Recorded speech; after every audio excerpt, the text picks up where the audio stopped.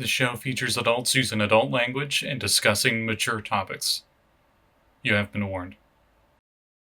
Hello, everybody. Welcome to Ghosts of Saltmarsh. Hey, yay! We're finally back after 6 weeks. I don't know. It's been too long. A while. It's been Yeah, a million years. I think we missed last time, so it's been at least 4 weeks. But in any case, when we last left off, the group completed the thing. They figured out why the water was getting poisoned. Turned out it was these sea hags were poisoning the water just from being there. They were like corrupting the area. Turned out that they had captured a dragon, a bronze dragon, a young bronze dragon. And the group had rescued it, and they have a new ally / trading partner, at least for Josul, trading partner-wise. Yep.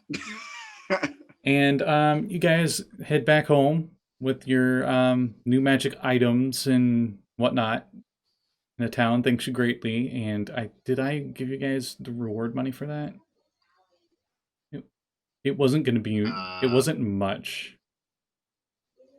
I don't remember getting a reward money for it. Does anyone else remember? I don't remember. Hang on. I believe Kat calculated the split for us. Yeah. I got a sweet ass mask. Oh, great keeper of lore! Did we receive? I think I got a sweet ass mask. I think in lieu of actually getting any gold off of this mission. Mm-hmm. You got probably the biggest prize of all. Was that mask? We were back at Saltmarsh, and each of us but Axel gets 125 gold. I assume Axel forfeited his gold because he got the sweet ass mask. Mm-hmm. So now we go. What's the mask look like? Chol. It's the tentacle face, red tentacles. Oh right, okay, the Chol mask. Yeah, so I've got like crazy like octopus meets crawfish face. Yeah, it's got chitin. That's right. It's got chitin mandibles underneath, and then it has the red tentacles, and it has the black beady eyes, and it's like this weird flesh mask where you put it on, it like fuses itself to your face, but you can take it off. Oh, so yeah, that's gonna be it's nice. It's weird aboleth science crap. They like to do that. You know what's great is I can the effect of that mask, right? About where if you're grappling somebody, you can give them like a little kiss, and it deals damage. Yep.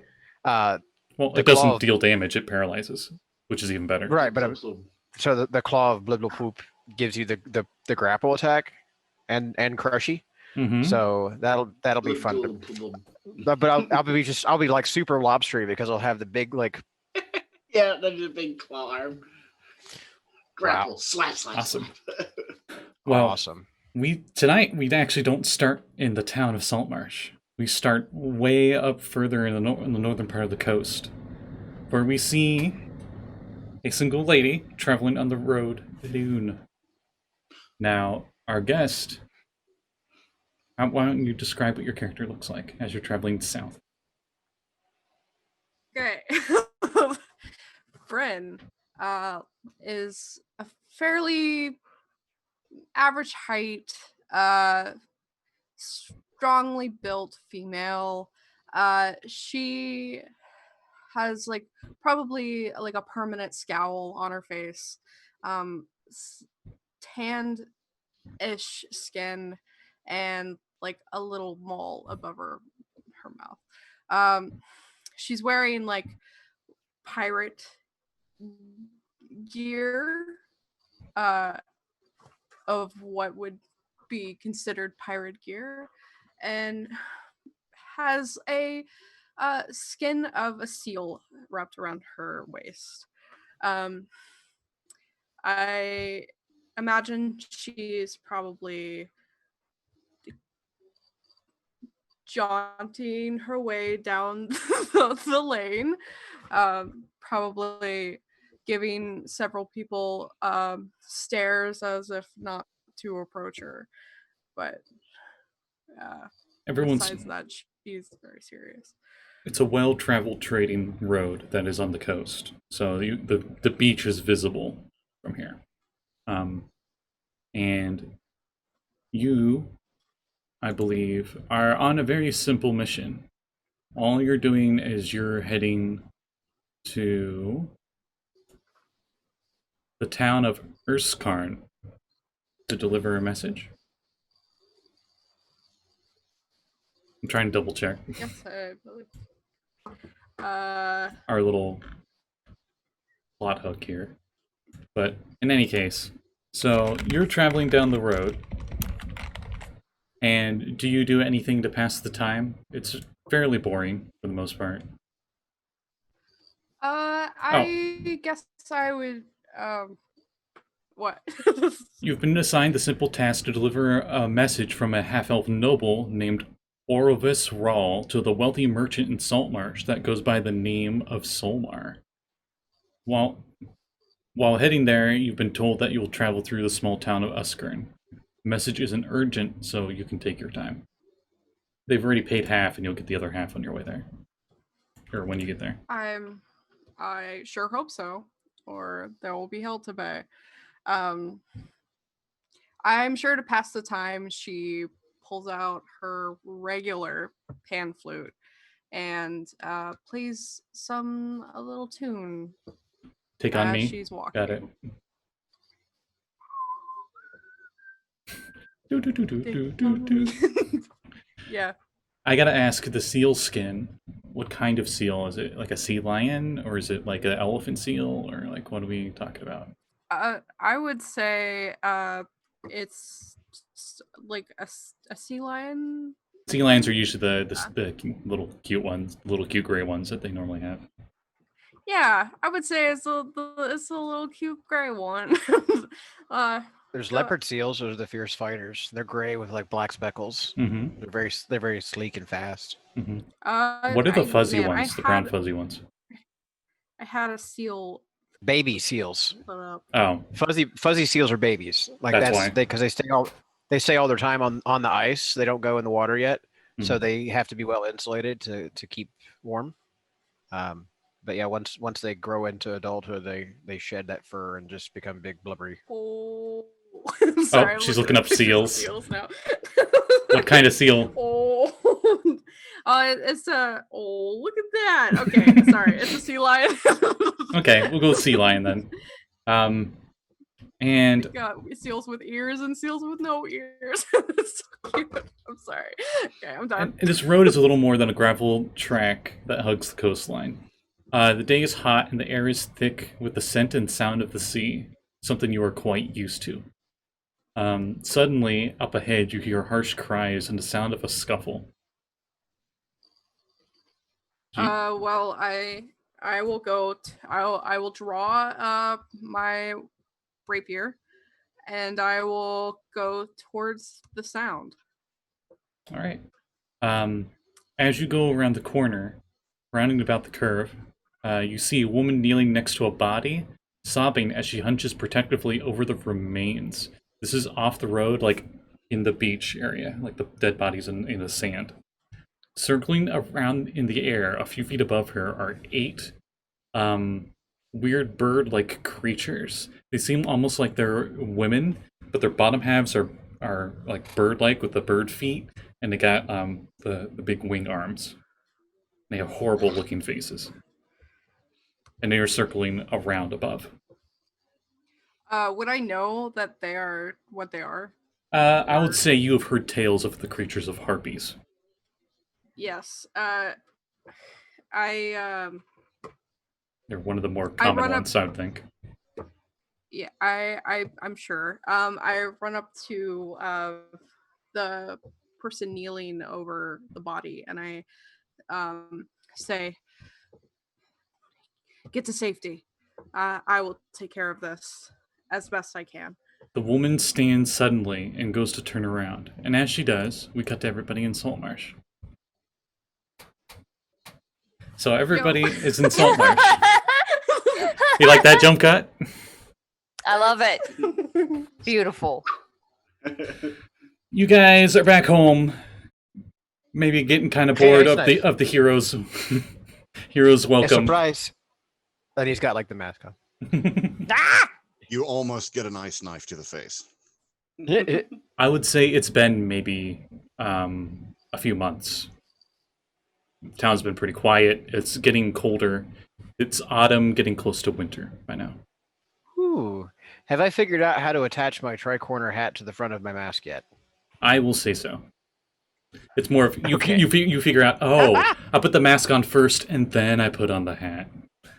Oh yeah, but I'm trying to like affix the hat to the mask. I so love it's it. like a set, so it is like Oh yeah. it's like So a whole it's a goofy. whole thing. It's like I'm going for like a what was his name? Davy Jones sort of look almost. Okay. I'll say you at this point have figured that out. Do you guys think you would have done anything in the last few months of significance, or do you think you would have been just doing your normal thing? Trade. You know, Lots of trade. Yeah, you're. Yeah, I would be that's what- spending time, I think, with the Paladins of the Pearl and learning more about the Order and what they do, I and would be deepening my studies there and communing with the ocean and eating all the bugs I can find because they're just so crunchy and so good. I was actually just watching yesterday. No joke, my dad was watching some like Planet Earth kind of stuff, some National Geographic stuff, and it showed seagulls that would purposely put dead fish on the shore, and it would make a bunch of flies show up, and they literally just bend down low and they'll nop nop nop nop because it's so thick with flies that they just literally eat them like Oh yeah, the brine flies. that. Yeah. Yeah, that's some crazy Does stuff. I've Axel seen do that? I mean, like In the chum yard, like all the just- chums sent down there, and Yeah, he's developed a reputation for like being the guy to call when you have a pest problem, right? Mhm. If it's large and arthropodic, he's about it. I believe Sekald wanted to brew a specific kind of potion. Very much so, but I seriously doubt I'd have the funds for it. He would be trying to work on that potion of invisibility for Zendros. Okay.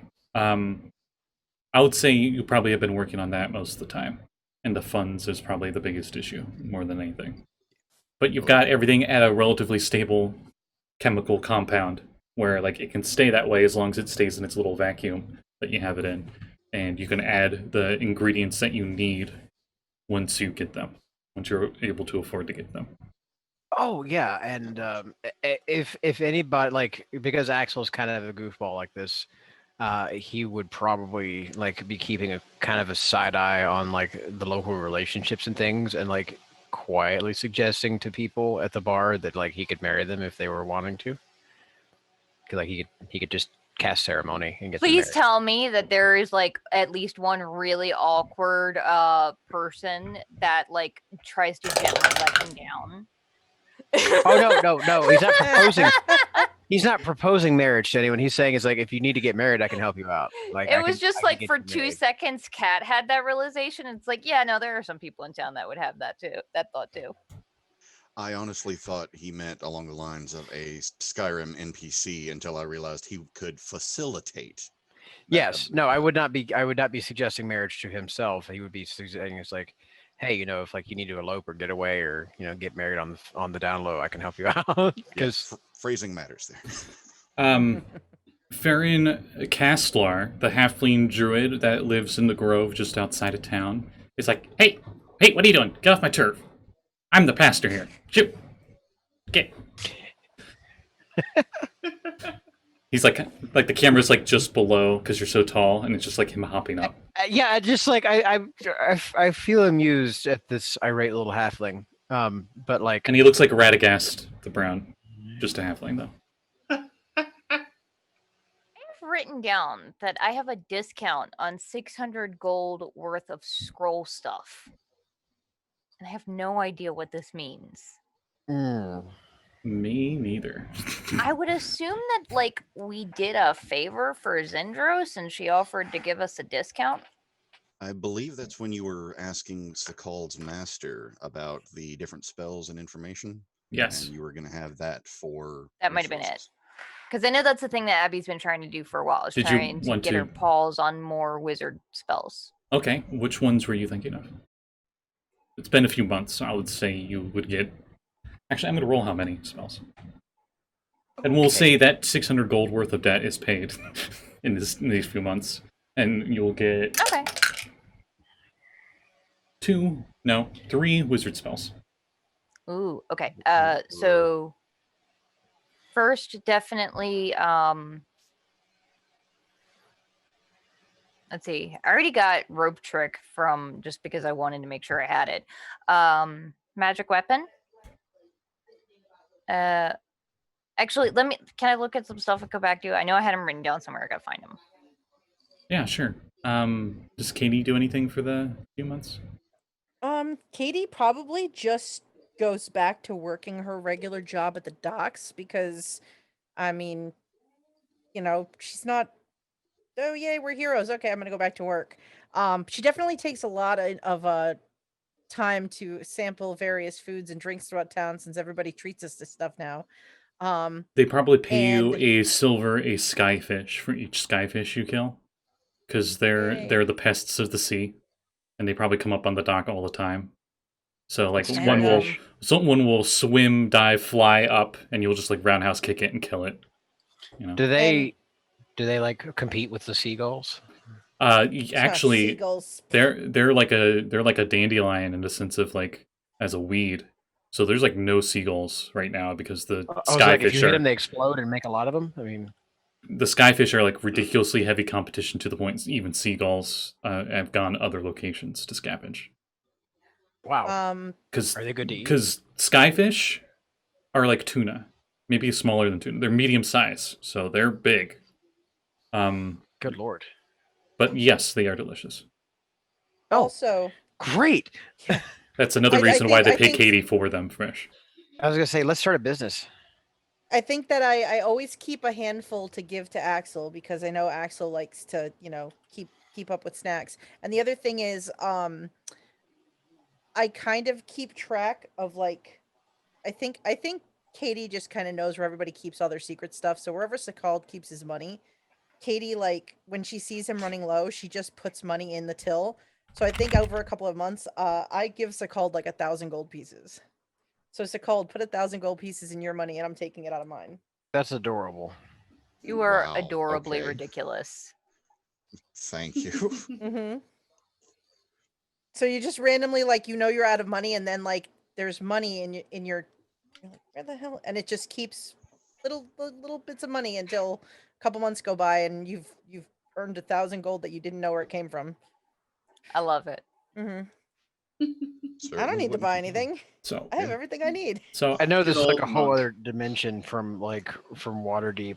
Like I know it's a whole different planet, but it kind of reminds me of the story of the big-headed stranger that comes around and drops silver coins in your hearthtop pots.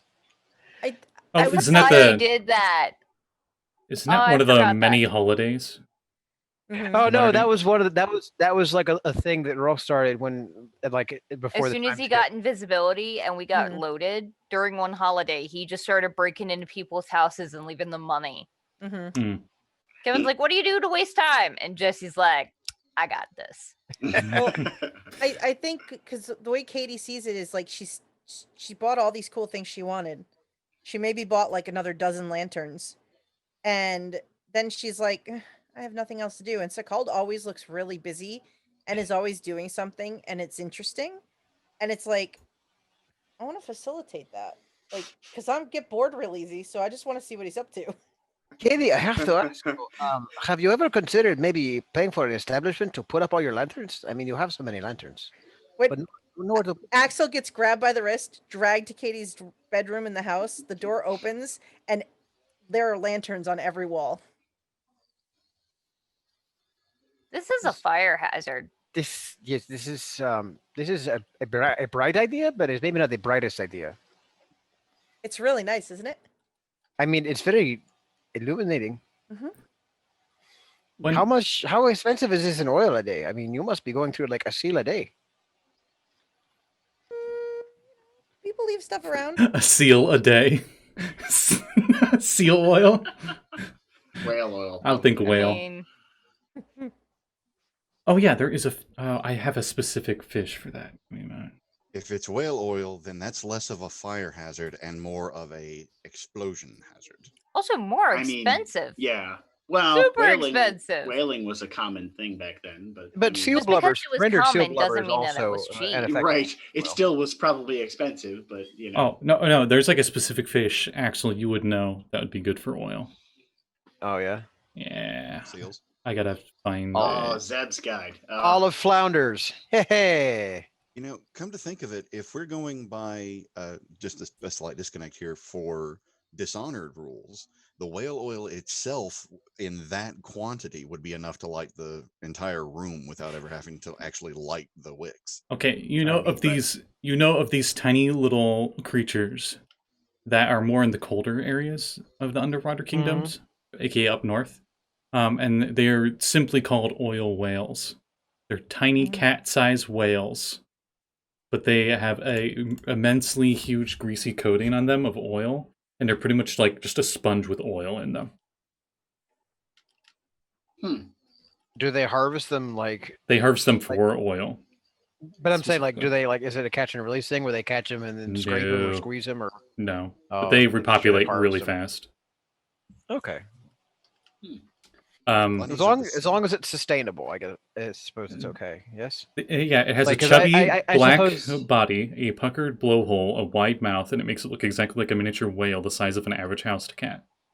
It has skin instead of scales and secretes oil through the tiny pores. Yeah. The oil is like, so 'cause it I prevents from freezing.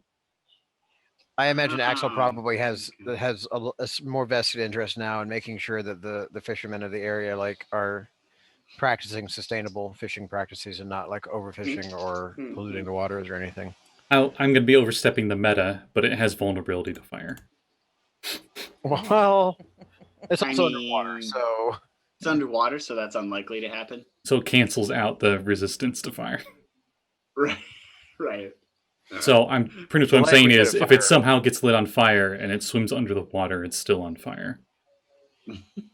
Because it's oil burning. Yeah. Yeah. Anyway, enough cute animal abuse aside. One day, while you're in town, a traveler comes from the north on horseback. An older-looking fellow wearing tattered robes. He seems to have like almost like a seaweed tatter. I keep forgetting what that's called.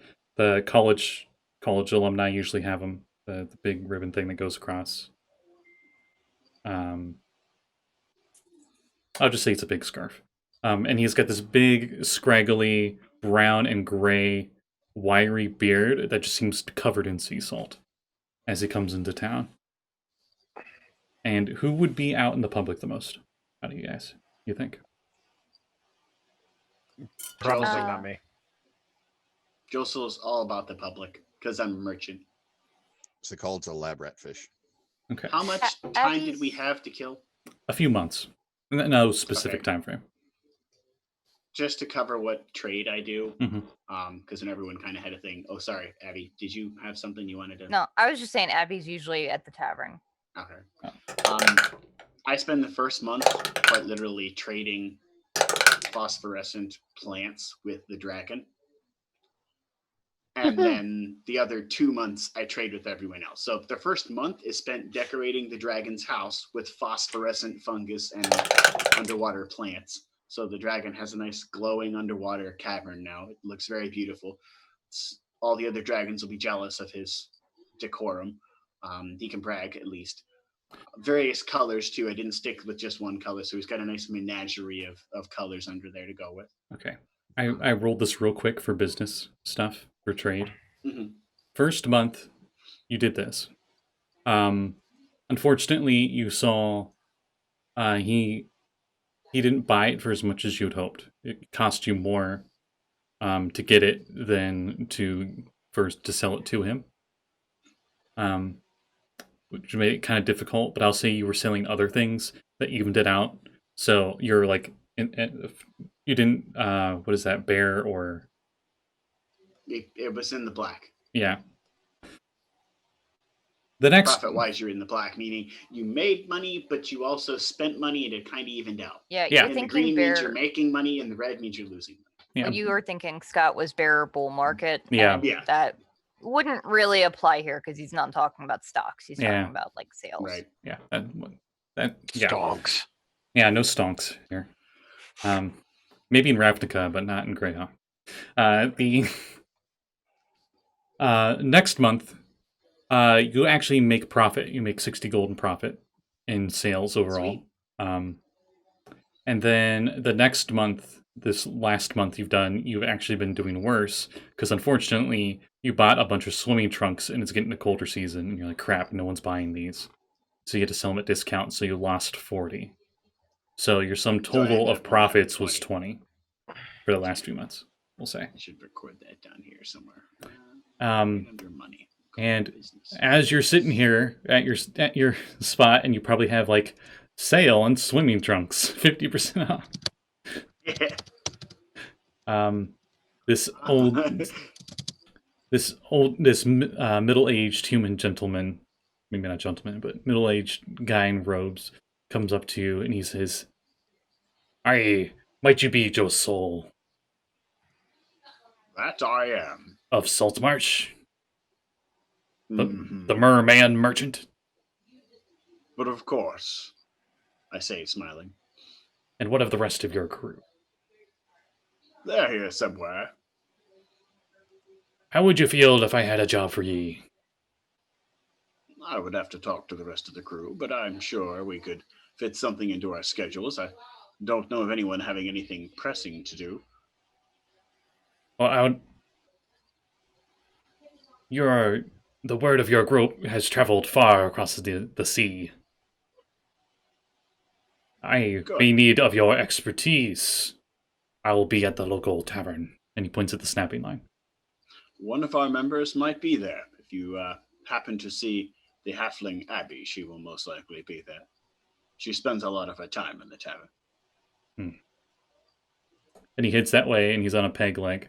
And as he heads that way, you notice that he actually, because you're the most observant person in the group, now I think about it, that he had a book under his robes that was like in a pocket. You just noticed the shape of a book. And the badge that he had that was keeping his cloak on, you notice is the symbol of Procan, the god of sea and salt and storm. Ah, got it. Okay.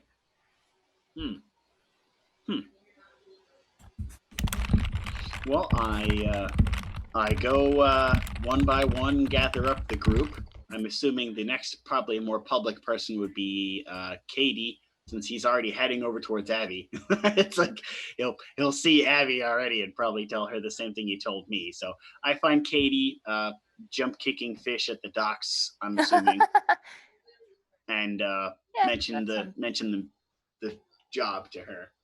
Wait, what work?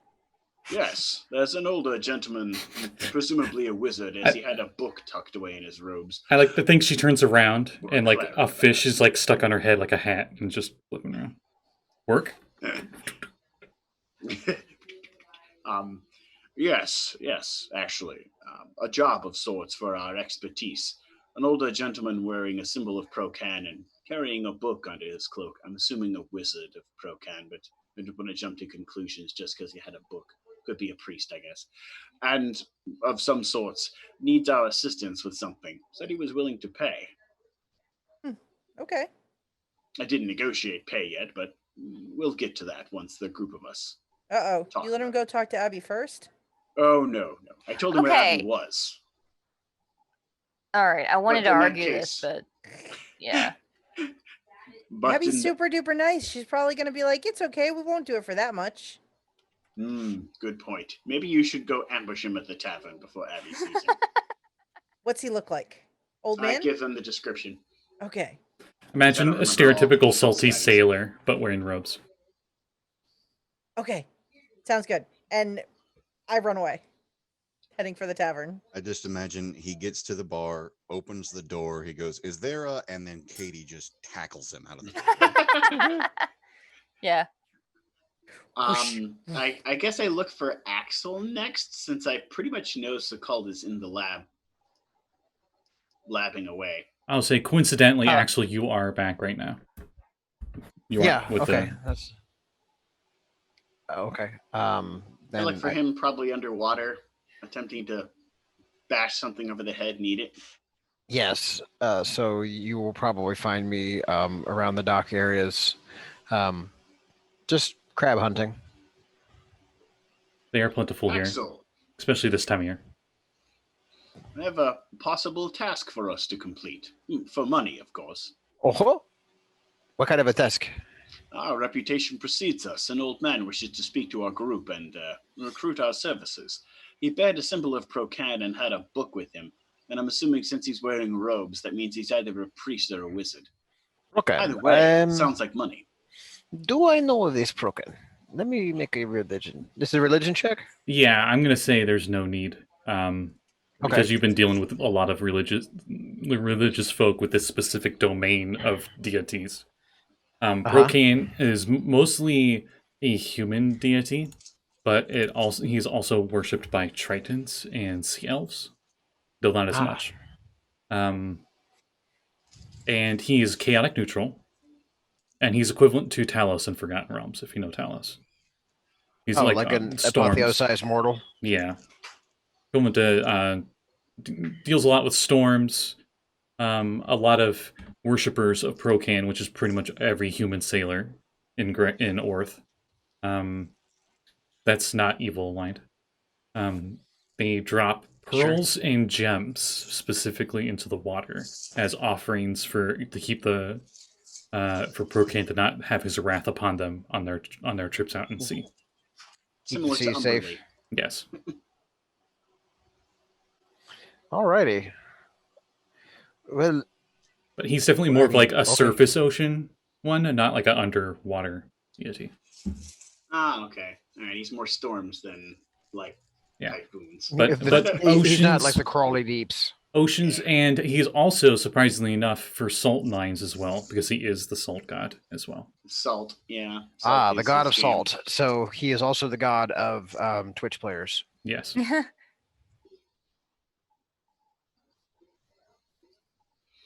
Okay, well, lead the way, and I am willing to hear what this man has to say. Actually, I have to go recruit Sekald, but everyone's kind of meeting up at the tavern Abby works at. I mean, I will come with you. I have not seen what Sekald is up to today.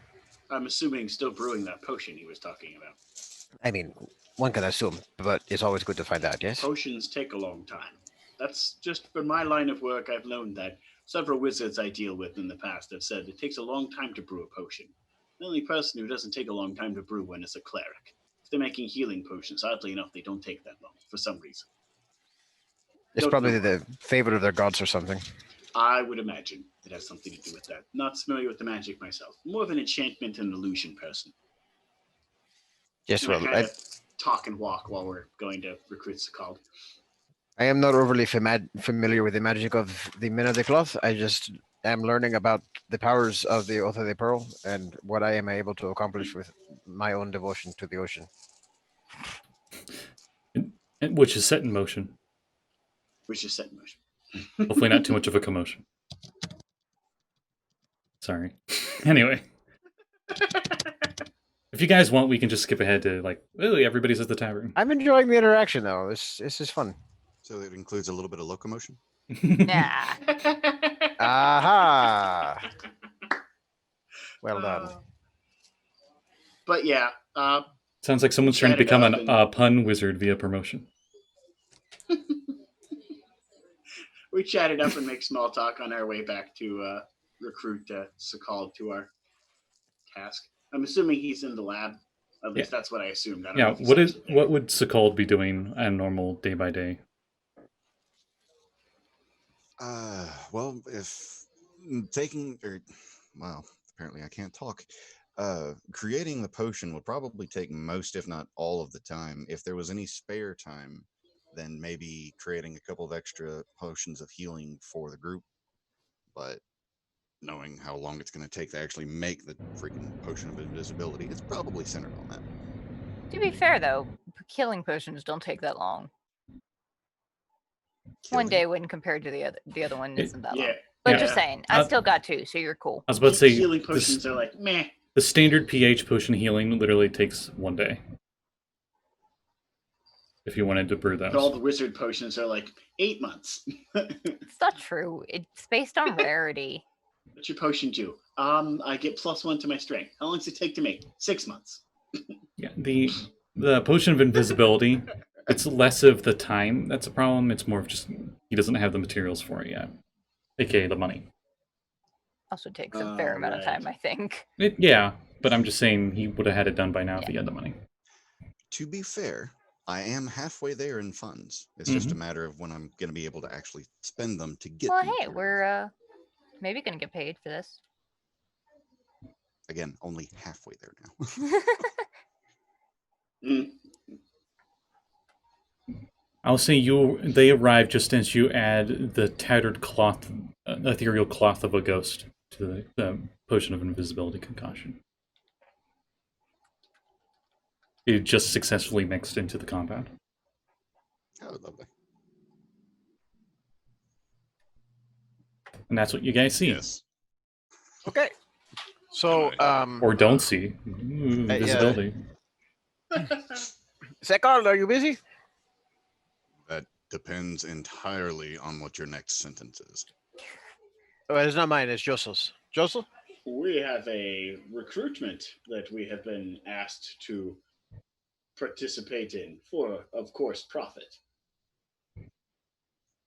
Our reputation precedes us, and we were recruited to complete a task by, I'm presuming, a wizard or a priest of Procan. Well, He had a that book can't- under his robes. Book kind of speaks wizard more than priest, but I suppose a priest might have holy documents on him to read. Speaks like a wizard. Or something. Yar, I be a wizard. Sorry. Did you Hey, get any idea? I'm a merman merchant. A wizard that has a robe on a pirate ship is definitely not beyond something I've seen.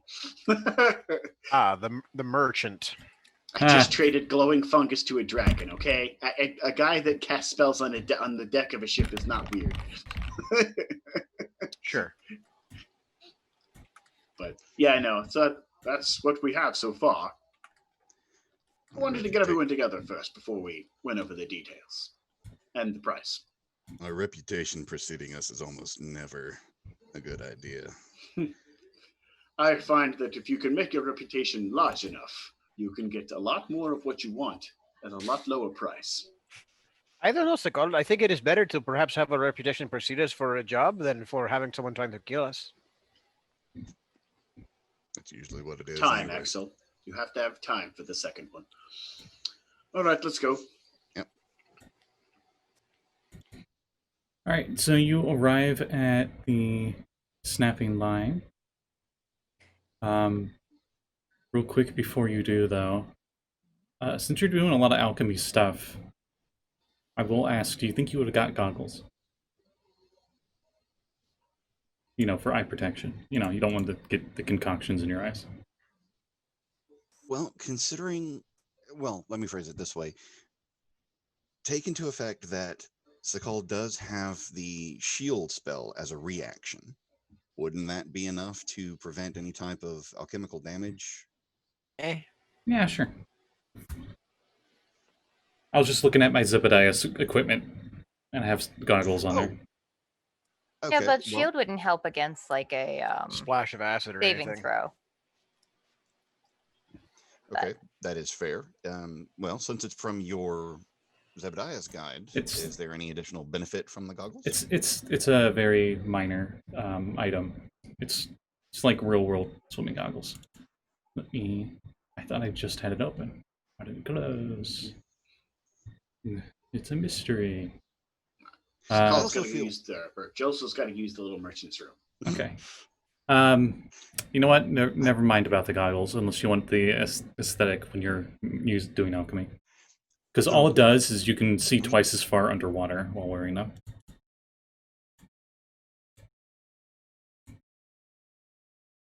Uh-oh.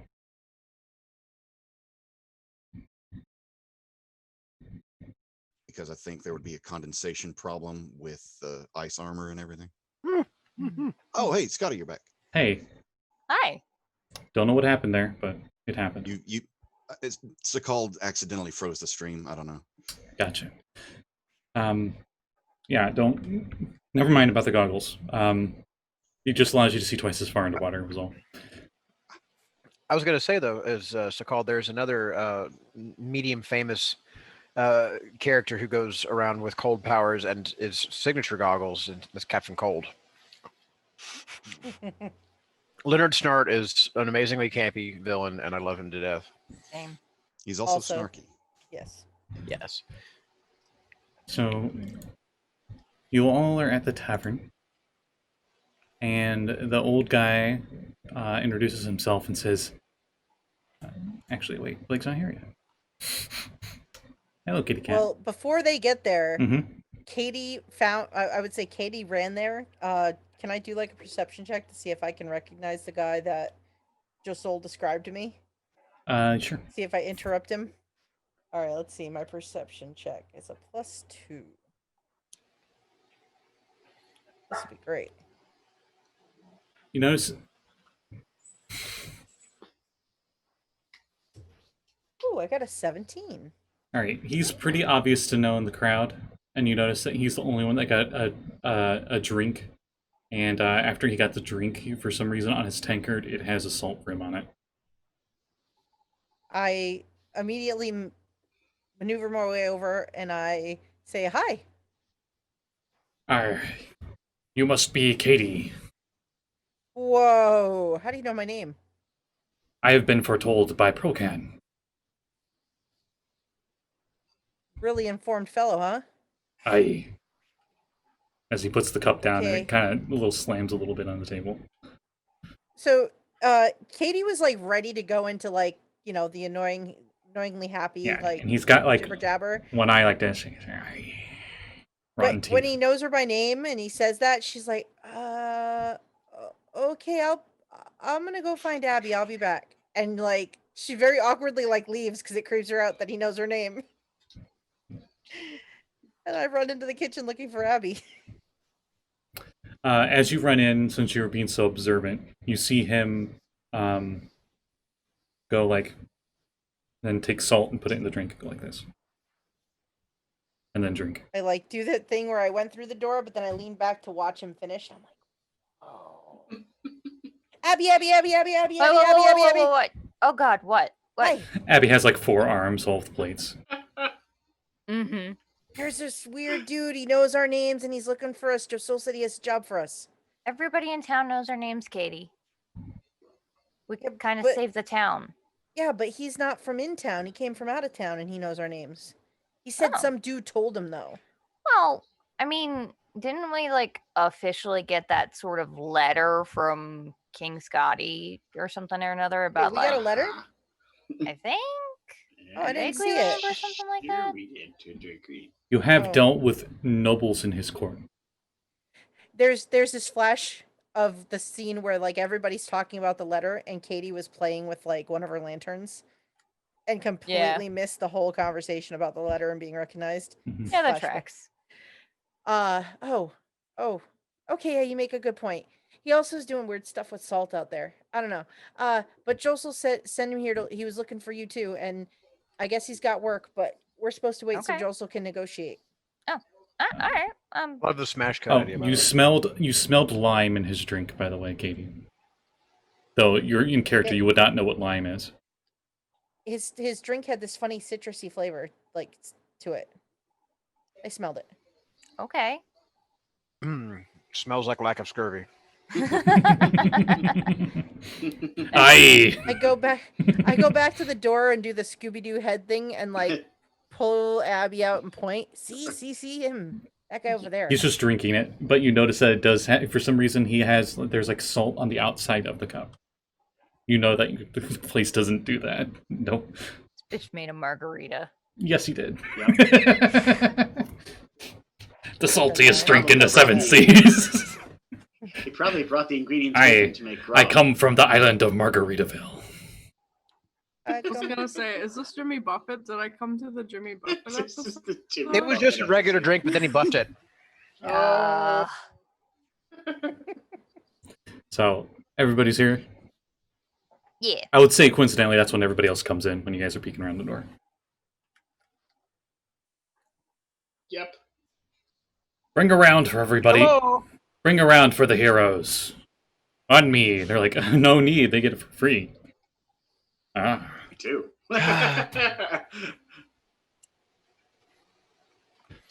I'll have my usual. A centipede on a stick. I thought it was going to be like a drink, and I was just going to have like a cup go like tunk, and there's just like a dead centipede hanging out of it, but it's like a giant centipede. Oh, that's It's like a vodka with a centipede on a stick hanging out. Yeah, the that's top it. of What is the drink with the worm? Oh, it's the tequila. tequila. Yeah, it's like tequila, but with the centipede. Oh, I was actually thinking it was like one of those tiny umbrellas, and it's just the toothpick sticking out with a centipede on top of it. That's what I was thinking. Yeah. Let's go with that. Let's go with Yeah. that. Instead of an umbrella, it's a little centipede on a stick. Yep. Oh my god, that's priceless. I love it. It's the usual for him. It's the bartender's like, this is disgusting. Here you go. You be the adventurers that stopped the Sahuagin threat to Saltmarsh. Yeah. Is that right? Uh-huh.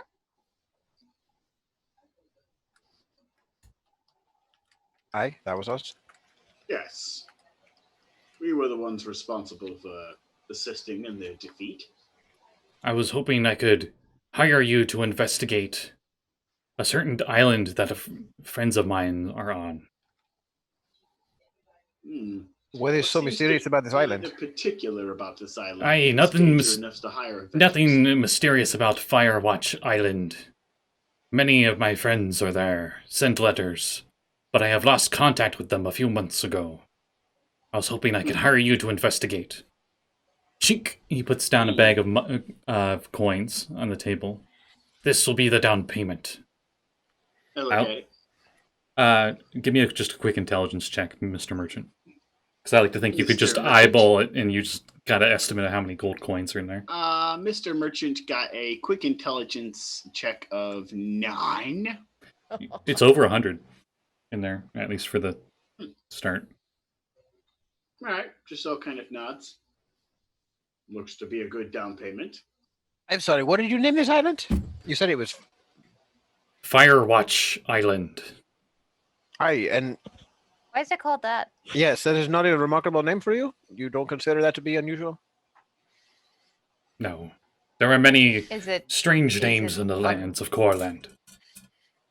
is it on the shore of a volcano? No. Is That's there It a is weird up name north. for an island, then. It's probably just named because there was a watchtower on it that had fire at the top. I didn't think of that. That's smart. It is perhaps because it is cold, and when you are up north, there's only one thing to do, and that is watch the fire. That Also was my other valid. guess.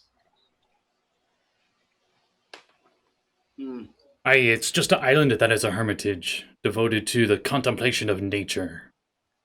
You have hermit crabs? I'm in. Hmm. Let's go. It used to be a fortress, but that was long abandoned a century ago. What do you think could have happened? Or do you think like are pirates common in the area? Are there like any dangerous beasties on the island or Only Procan knows. no clue? As he swirls around his margarita. Have you asked him? Yes, but his replies have been stormy at best. I lean over to Abby and say, "That's the guy that told him our names." Everyone can do religion checks. I haven't already done checks on this guy. I remember a certain wizard that is blue telling us I'm a Procan is the halfling. god of salt. You are a lucky halfling. Oh my fucking god. I literally got a nat 1, re-rolled it, and got a nat 20. Yay! On a This has knowledge never check. happened. I got an Usually you 11. re-roll it and it's I know it's lower not than the that first useful, number. and it's only on Procan, but this has never happened. Holy Lucky has crap. never done me so well like No. this. I Never, feel really never, bad ever. because all this check was you guys are pretty sure he's a cleric of Procan. I mean, it's fine. I got a natural 20 on this roll too, which is hilarious. Great start, great start. Oh, that Procan. Oh, I know that guy. I And- read about him in a and book. Everything I said to Axel, yeah. Yeah. So I take it this is a fairly religious place to your people. It is a place not to my people, but I have a friend that decided to stay there for his ending years. Haven't heard from him though. Just one question though is The hermit crabs, are they like regular size or are they large giant size? No, there is no crabs there. Hermitage. There's still... A place where men go to Oh. isolate themselves. That sounds So- boring. So, not It's to be meant to rude, enlighten the sir, mind. but if your friend went there in his sort of rather twilight years, how do you know he hasn't moved on? I would have received a letter from one of the others there. Oh, okay. Hmm. All right, Well, yeah, there's that's enough definitely there that something we someone could would have probably go check noticed. out. Yes. It sounds as though there's definitely some sort of disturbance that's not of the pleasant occurrence. I will go, but if there's no hermit crabs, I'm not going to like it. I'll pay ye another 1,400 gold to know what happened. If he's alive, then even better. I could Josul afford seems some lost hermit in crabs with thought, that. kind of thinking, and the minute he mentions 1,400 gold, he immediately turns his attention back towards him. To- Now you Abby- have my interest. I like to Abby think is as like you're next biting turning, her tongue off, you hear like ready cha-ching. to say done. Yeah. Ka-ching. Abby's You like had so my ready to go, curiosity. like done, deal, and then like, no, I don't want Josul to be pissed at me. Yeah, Axel turns around like he's like wearing like a very fancy like bolo tie. You had my curiosity, but now you have my attention. Minor illusion on everybody else's eyes that just turn into gold pieces as they look in response to him. Yeah. Yeah. Hmm. That You hear would help thaumaturgy of a quite a bit. cha-ching. Hmm. Yes. That sounds like a decent pay. Do we have an accord? I held out my hand. Yes, there is a boat that leaves the small town of Uskern up north, and he pulls out a map of the area of the coastline, and he points to this town, and this town is like a 2-day journey. It's not too far by foot. I mean, meaning no offense, but we have our own boat. Would you mind terribly if we bring our own? Stole the words out of my mouth, Axel. That can work too.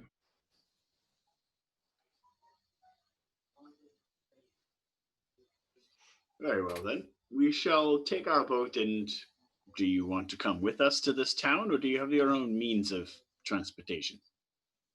I have my own means, and I have other business to attend to here in Saltmarsh.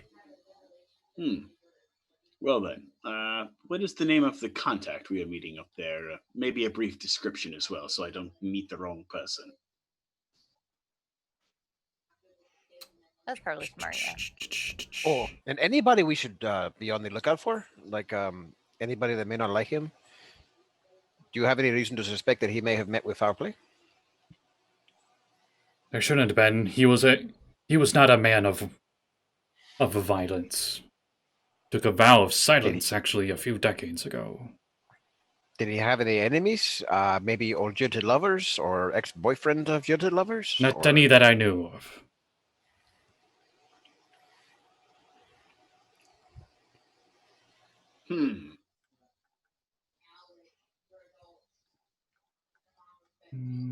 Sorry, I'm trying to find the name for you.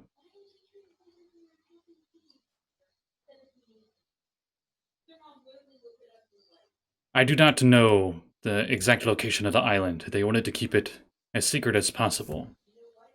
But I know of a sailor, a half-orc named Older Rosserhill, who lives in Erkin. He could take you there. So, sail to Rasen, find this. What do you say his name was? Older? Does he have a little brother who's younger? Tell him Pastor Buffett sent ye. Pastor Boffin? Buffett. Buffett. Oh my Pastor God. Buffett. I'm fucking serious right now. All right, random NPCs. Right under the dragon, Pastor Buffett. And I spelt it like buffet. Exactly. Nice. Can cleric dude. I say thanks a lot. Don't go wasting away now. Wasting away in Centipedeville. That's just Axel. He's just singing to himself into his drink.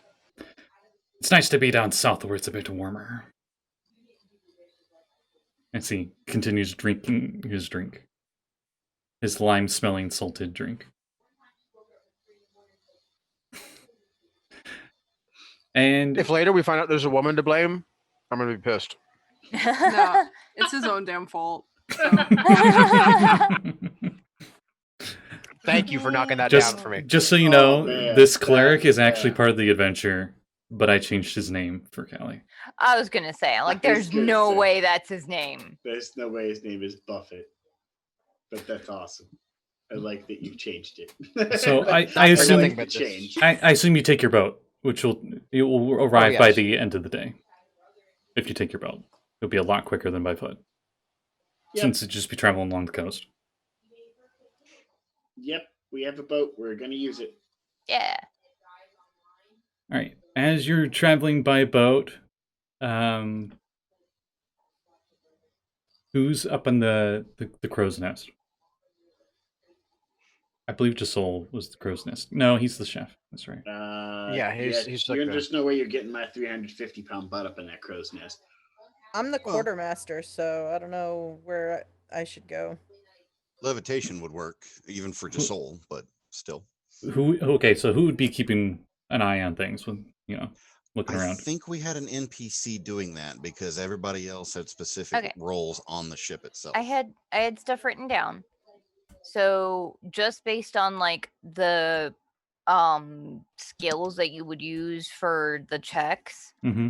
we had thought that Josul would make the best first mate and or cook, just because he's like that. Sekald would be the best for athletics, I think, or for bosun, because he has like mending. Quartermaster was Kade, because that's nature. Abby was definitely surgeon or cook if Josul isn't around, and Axel is the captain. All right. You guys are just about to arrive at the port in the town of Erskine. I would say it's been about 7 hours of travel. It won't take you guys too long. When random sailor number 47 says, "Aye, Captain, I spot something off the port quarter," as he points to the back left side of the ship towards shore.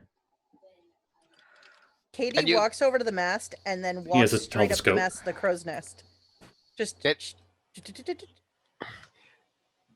Can you give me some more eyes and more information, please? It appears to be giant birds attacking two ladies. mm, What? Giant birds. Have you been drinking on the watch again? Do those I'm gonna birds have him roll strange for it. Faces. No, these ain't be normal birds. They be harpies, he says, looking down at you.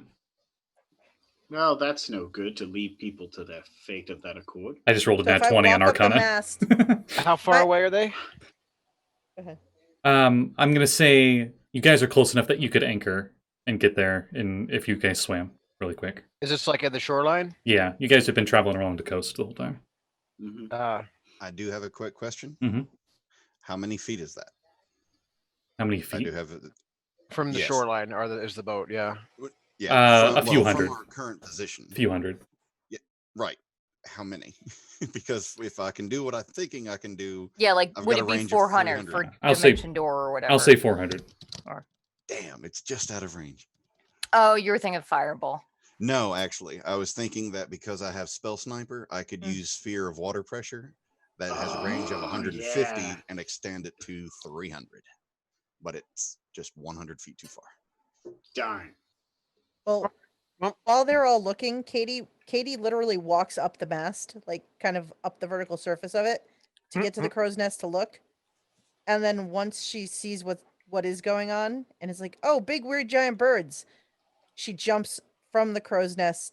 She's jumping to jump into the ocean from the crow's nest. Katie, come on. Whee! You can't just. Okay, That's the one I that's need not poisoned. to make some kind of an intelligence check to determine if we think we can actually move closer to the shore without running aground. Okay, give me just give me a proficient intelligence check. All right. Because you're proficient with sea vehicles. It's a 14. All right. You know that you can get a bit closer. All right. And then you I, can I anchor. will steer. Yeah, I will steer the ship as close as I dare, and then put down anchor. And I'll whistle up the rest of the crew and say, Katie's gone to help out some stranger on the beach. There is big birds, harpies. So come on and grab your gear. We're going on a detour. Wait, are you telling the Abby's crew? gonna cast. My crew, the rest of them, I will after that, I'll be like, just hold the boat for us. We'll be back in a moment. The party is basically who he was saying. Yeah, this is the equivalent of like the bridge crew in Star Trek taking an away mission instead of like Okay, got it. all of the junior officers. that And could our be party doing is the bridge crew. Okay, because I was about to say most of them are like, that's not in my contract. I'm gonna stay here. I'm not a swashbuckler. I'm a swashdecker. Yeah. Continue Abby is swabbing your gonna decks. cast Longstrider. Aye, on aye, Captain. Sekald. Slop in the deck. He's bald and he has one lazy eye. Quick question out of character. Mhm. Kat, how useful do you think that would actually be to use Dimension Door? Because I know we could literally just yank them back from underneath the harpies. You'd have to use a couple of castings of it, but Dimension Door could get two of us there instantly. Because Dimension Door is like 300 or 400 feet. You and another creature instantly teleport 300 or 400 feet. 500. Okay, I was Oh, gonna is it say is- 500? Really? Yeah. Yes. Oh shit! I would volunteer to be pulled along with that then, since I would be able to. Yeah, go administer for that. aid. You know, me and Katie are fast as shit, at least in water. And yeah, I'm only just medium fast. alright. Then we cut back to Bryn. And Bryn? Bryn, I know words, I swear. Is this a Bryn shrimp? And you tell the woman to get back as you're going to protect her, and she stands suddenly, turns to reveal a gore-caked mouth and hollow black eyes. In an instant, she is surrounded by a cloud of flapping skeletal birds, and her own shape shifts into that of a gray-feathered harpy as we roll initiative. Ooh, gross. Great. It was a carp. I mean, trap. I thought it was a carp. It's a carp. And she rolled well. Oh, this is I'm a lucky halfling. I literally have rolled And- twice today, and both times I have rolled a nat 1. Mhm. Oh, okay, this isn't so Good bad. gravy. 13. 13 for Abby. Axel, what'd you get? Dirty 20. Uh-oh. Josul? 19. I'm assuming Sekald also got dirty 20. That is correct. I'm at +2. 4 decks, Yeah. +2 as well. Roll off. Hello. Yep. Flat 14. 15. Okay. Ah! Wow, that was close. Oh, wow. Sekald Well, is- I- Down to the last bit. If we ended up moving together, like through the dimension door, that makes a little bit of sense. Mhm. Abby. I was, Oh. well, yeah, we'll worry about that in a minute. Abby is 13. at 13. Yeah, that's right. Katie, 14. our guest that I can never say the name of. Bryn. 17. 17. Bryn of the Brine. All right. So up Sorry. first are the harpies out of 22. Boy. Ah! So I'm sorry, guest, but she flies towards you, and so do the 8 harpies above. Ah! 8. Yes. Yeah, I'm fine. You're gonna kill me before I even get to do anything. I mean, to be honest, they do have to move, and if they were all the way up in the air that you had to roll a perception to see them, they might not even get there in one turn.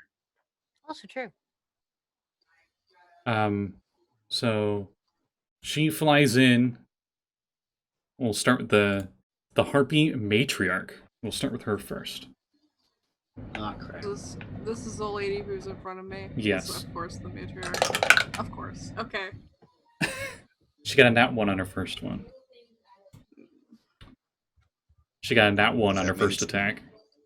Nice. Nice. Does that mean it's time for our favorite book? Yep. Our Oh, the one I nice. don't have out right now because everything's packed up. Xanathar's lost Saege notes, everything keeps else. that. I do have it. Give me just a second. Actually, roll your percentage. I'll get there by the time you get it. Saege keeps that thing on speed dial for me in my games as well. So I have it up, and it's 51 on my thing.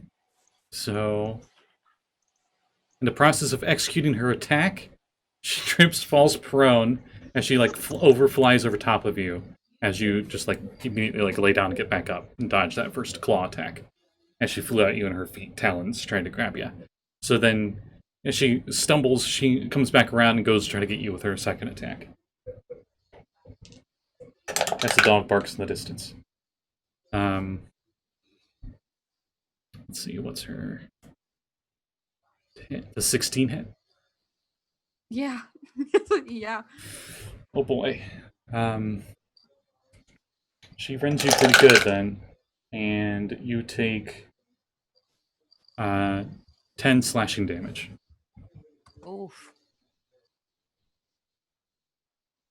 Okay. A mere flesh wound. She's had worse.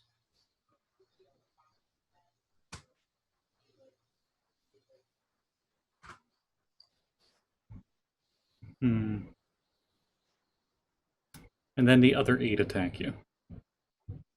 Cool. Sorry, the matriarch has some things. I'm just double checking.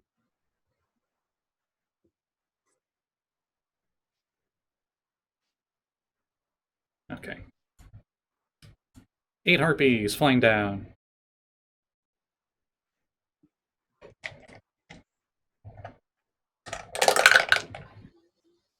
Um, 21 and just tell me how many of these hit.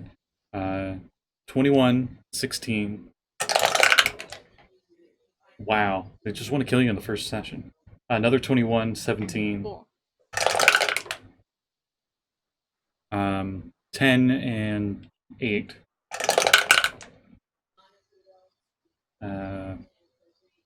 9 and 17. 5. 5 of those hit? Mm-hmm. Okay, so you take a whopping total of another 30 as they just mob you. Can I like Jesus. uncanny dodge that? Yeah, you want to say you uncanny dodge you the first attack? That did 10? Yeah, I'll just. Because all of these, Yeah. each one of these individually did less than that. So that'd be the one you Okay. reduce the most on. Oh, okay. So. Okay. So what was the total? It was.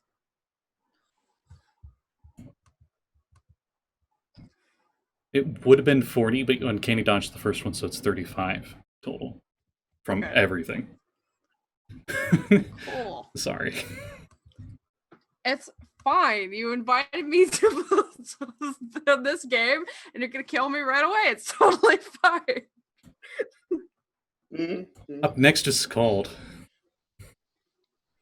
So I do have one quick question about the Dimension Door spell. Yep.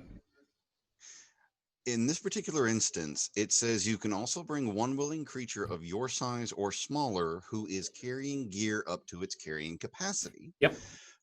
In this particular instance, does that mean that if Abby was riding on the back of Axel, like she usually does in the catapult? No, because that would be 2 additional creatures, regardless of Ah, carrying that's right. capacity. Okay. Yeah, I'm not gear. Also, you would have to wait for her to get on his back. What if we knocked her out and tied her in? Would then her unconscious body be gear or a There's person? there's so many minutes of air Just in a ask. bag of holding, and she's a halfling, so you could put her inside. No. Yeah, The answer's no. I've carried a person in a bag of holding more than once. Okay. Mm-hmm. In that case, being on the deck of the ship, how close is Sekald to Axel, or vice versa? I would say you'd be able to get there in a move. Okay. In that case, since everybody else is extremely fast in water, it's probably more pertinent to get us two directly there. So I would use Dimension Door if Axel was willing. let's go. All right. Boof. You 2 Dimension Door, and you are right next to just a bad chaos of feathers and talons and May I screeching. make one specification to that? Yeah, how far away are you actually? I was about to say, I want to give Axel his full movement without having to overstep it, but I'm not stupid enough to jump right into the fray. So, Okay. About 30 feet away then. So 30 feet so away. then It's 30 feet still away. still the same description. You're just 30 feet away. Okay. Right. Just making sure. So that was your action and move. Do you have Yes. any bonus actions left? Not that are applicable at the moment, no. Okay. All right. Then it is Axel's turn. Okay. So I see A beautiful I see human this- lass getting just destroyed by these harpies. Okay. Well, I am going to grin very wide and like hold that, and then put the troll mask on with my action. And I'm going to run over there, and with my action surge, I am going to cast Claw of Blittlepoop. All right. You're thinking chicken wings, aren't you? I'm thinking I'm going to pinch this harpy matron. So I get to make a spell attack. Your arm melee spell skin attack. explodes as the exoskeleton of the crustacean arm it transforms into that. And Yeah, so he's like powering over there, and like his right is like. Mhm. Okay. Do All you, right. do you go after so- the standard looking like salt and pepper looking harpies, or do you go for the one that looks bigger in the gray? No, I go for the big one. Okay. I like the big one. Okay. So You- it's you notice it's floating gonna around be- here are these weird skeletal like seagulls and stuff. They don't seem tangible. gross. They're like ghosts or something. Ugh. 24 to hit the big girl. Yeah. Cool. So that's gonna be 2d6 bludgeoning damage, magical from the claw, Alrighty. and that's gonna be 10 magical bludgeoning damage, and she needs to make me a strength save. All right.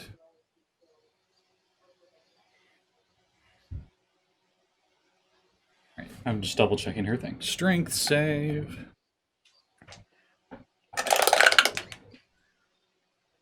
I don't think she passes with a 12. Negative. She does not. So she is grappled. And as a consequence of her being grappled, I'm going to grab her in my big crabby claw, and I'm going to pull her face up really close. And this big, chitinous, crabby looking lobster face with the tentacles is going to gurgle at her. It says, "Give me a kiss." And Gross. she is now named to make a con save. These dice do not like to roll high. She fails. She is paralyzed. She got 4 total. Oh, Yeah, no. So she is now paralyzed in my grasp, and I will use my bonus action to squeeze her again for another 2d6. Ooh, okay. For another 10. So I crunch her for 20, and she is paralyzed. All right.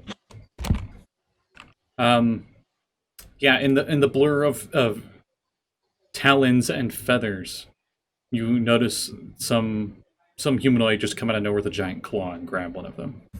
It's probably all you can really make out because you're getting like It's a big pink dude, and he is like, he looks like he's wearing like sailor garb, like traditional like naval attire. He's got a big pointy tricorner hat, but he's also got a big broad pink smiley face and like feathery head tendrils on the sides. And he pulls up this mask that looks like somebody took the head off of a crawfish and puts it on. And yeah, you see the giant lobster claw come on, and he pinches that bitch for one. Hello. all right. And is that your turn? Yeah, that's my whole turn. All right, I'm double checking paralyzed.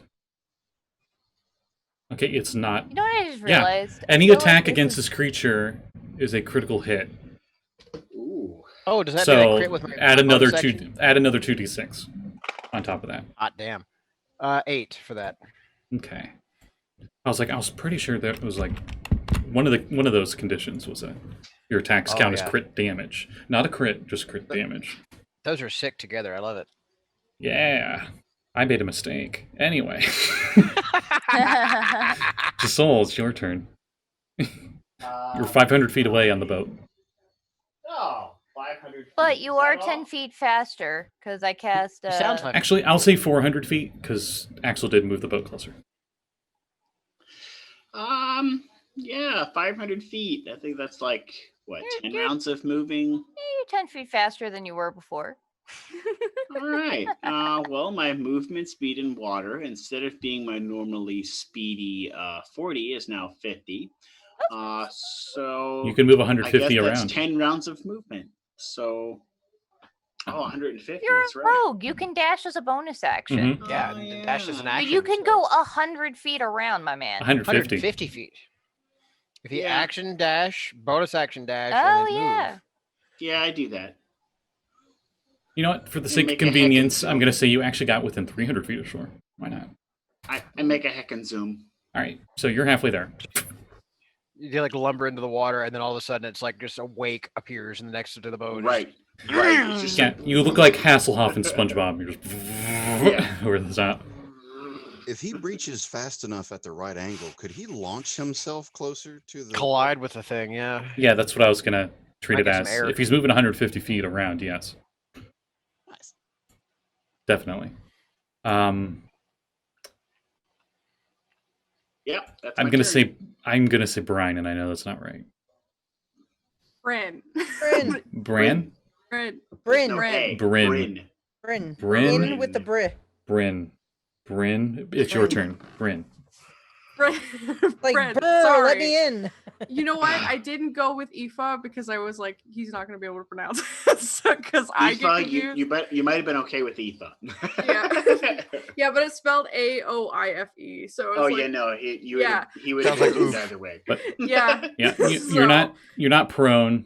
You're not terrified or anything. At least not condition wise.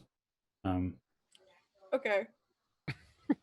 Maybe the Thank very you. real reality of having that many harpies right next to you is terrifying. Yeah, you might be a little upset at Pinky McLobsterface over here. Yeah, but I was about to say. Now I think about it, you have wings, feathers, talons, and bare titties just all over you.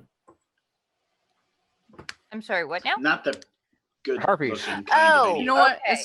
It's not the first time, I'm sure. So Cat, My you chimed in at the wrong dumbass- part of that my- conversation. My dumb ass heard bear BEAR titties. air titty. And This I was isn't- very confused for a hot second. This is Skyrim. wow. This isn't a Skyrim mod. Yeah. In any case. So There's a Skyrim mod that gives bears I'm sure there tits? is. I'm There's sure were there bears. is. Okay. There is a Oh, Skyrim okay. mod Were for bears in the anything you game, and they can give them imagine. like realistic humanoid models. Anyway, weird. Bryn. okay, Fred. I will. They're all still like in front of me, right? Yeah, if this was a grid, you'd literally be surrounded by 8.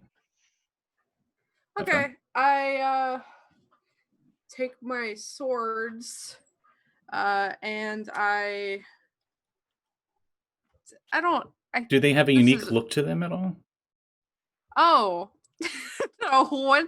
One is just like a regular rapier, but it's like very nice and it looks very well put together. And the second one is a short sword, but it looks like it has shark teeth all over it on the blade, and so Ooh.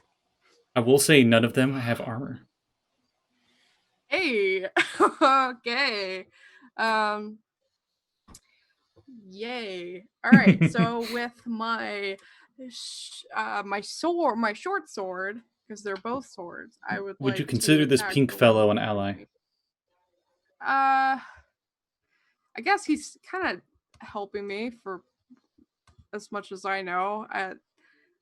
So yes, I guess technically you could get your sneak attack damage if you hit. Oh, that I was gonna ask, but I was like, they're right in front of me, so I'm not sure.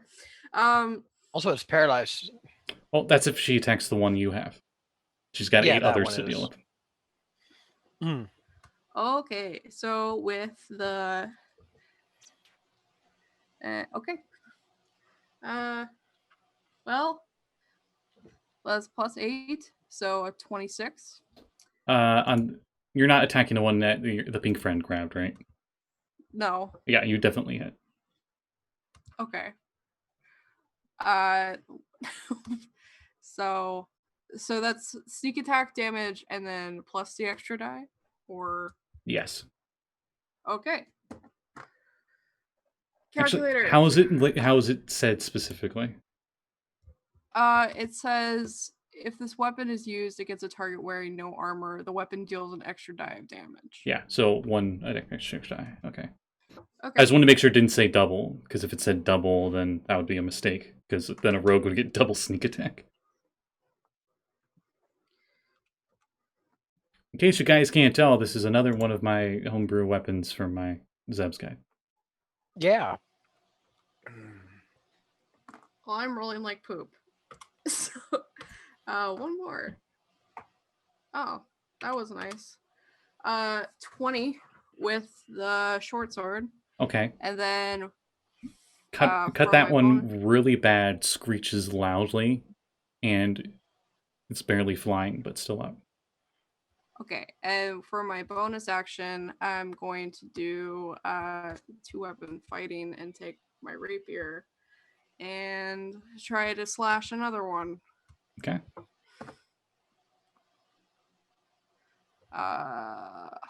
16? Probably 16 hits. not. Okay. Like I said, no armor. Okay.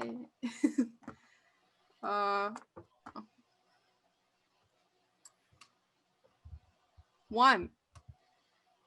One One damage. damage. Got it. So you barely nick him with the rapier. Yes. Do you know how to play your Wait, bonus to that? No, that's not possible. That's a +1 You don't rapier, add isn't a it? bonus to. Yeah. So a minimum of 2.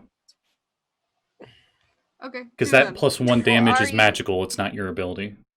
Are you Oh, I was gonna say, I'm like, if she's wielding it with her offhand, Yeah, she is. then you wouldn't add your dex, but Yeah. But the you would still add +1 the is magical bonus. bonus. Yeah. So 2. You did twice as much as you thought you did. Yeah. Woo! I'm making a great first impression. How are you To be To looking? be fair, you by did the just way, get swarmed by 8 harpies, and you're alone. So how are you Yeah. looking? By the way, About 50%. okay, not as bad as I thought. Thank goodness. I got Still really pretty worried there. bad. I'm like, wait a minute. Oops. Oh, don't worry, Scotty. You still have a chance to kill her before this is over. Oh, all of you. But Katie, it's your turn. How far away am I? You're still in the boat, 300 feet away. Well, no, I jumped into the water from the crow's nest. oh, that's right. She was Um, the first one to react. Yeah. Okay, Well, how far could you move if you spent your entire round moving? So Because if I think you got the same thing as the monks, where you can like bonus action dash as well. Well, I can spend a key point and dash. So if I use a key point, I can go 135. If I Would don't, you? I can go 90. Would you? How far away do I start? You start at 300 feet away. Then I would spend a key point and move 135. Okay. After you spend the key point, Josul Mhm. still got ahead of you, even though you got a head start. But it is now your No. turn because you had that like first round before anyone else went. So it's looped back to your turn again. So you're I'm gonna currently spend another key point and like try to get ahead of Josul. okay. You're 30 feet away from Good shore. luck. Oh, only 30 feet, huh? And I mean, then I guess I won't. I know. I'm saying now you are after you do that. Oh, cool, great. That's what I do. All right, Abby, Oh, hi. Okay, so the tiny little tin I'm can going that to- is on the boat, 300 feet away. Yeah. Okay. I'm gonna say I'm jumping after my friends. I'm gonna cast Expeditious Retreat on myself, Ooh. and when I cast it, I can dash as a bonus action. So I cast it as a bonus action and dash. And when I'm in the water, my speed is 70 feet right now, so I can move 140 feet. So I like to think every time I think of the retreat spell, Expeditious Retreat. expeditious. I can't talk tonight. They're like holding their shirt like they have a suspender, and they're just like running really fast. So I'm thinking you're just like running on top of the water with your swim speed, just and you're Katie's almost like, caught up with "What? Josul. What the So, except I'm a jerk because hang on. I math that so bonus action casts a spell, and when you cast a spell, you can move 7. You can move your movement, so 70. My movement is 70, and then I'm going to use my action to go another 70. So you go 210 feet. That's So you're Sorry. 90 feet. You're 90 feet away from shore. Yeah. Katie just looks And that's up my like, everything. You hear her sing the song of the famous halfling family called Speedwagon. Fucking torpedo. I'm 211, covered in metal, and going 210 feet And you- around. Deja vu, never been in this place before, higher than the street. you are a torpedo. So I guess the name catapult really does apply in this one, doesn't it? Ooh. I'm so happy. Okay, Harpy's that's my turns. everything. I'm out of It's a certain everything. halfling railgun here. can Abby roll like an intimidate check on the harpies? Because damn, It's like 3 big wakes coming from this boat, right? Like the likes of which have never been seen. It's like V's of waters. well no. Unfortunately, you can't because you're using all your actions to move. There's this one wake, and then Josul, who's bigger mass than Katie, lot is like bigger mass. whoosh, and kind of like rocks Katie out like a little bit, and then there's just this little. Woof. I was gonna say the funny thing is Abby weighs like 35 pounds, so I probably don't even create that much wake. You're like a stealth missile underwater. Jeez. Except Holy I'm crap. the worst at stealth. Actually, I think that in the moment You you should go name by- yourself Water Skipper Pult because you got the catapult, but you're also a water skipper. in the moment that she goes by, I think that she goes past so quickly, and Katie is not as perceptive as she'd like to. Oh think my she God. is. Abby's Katie thinks cloak that- is blue. Does that mean she Yeah. went past you as a blue blur? Yeah, but the thing is, like, I think that Katie's like looking around for that thing that broke through the dimension and is waiting to get jettisoned out of the water now. Like, it's kind of creeped me out. Especially because you've never seen Abby go this fast, because I don't think I combine those two spells. I don't that know. It was often. you. No. I have no I don't idea what's think in the we- water. I think there's something in the water now. Oh God. Yeah, it's us. So, Remember, Harpies. whenever you are in the ocean, you should always be certain that the most dangerous thing in it is you. Not today. Not today. I believe the mask at the end of their turn, they make the check. Let me check really fast, but yeah, I believe you're right.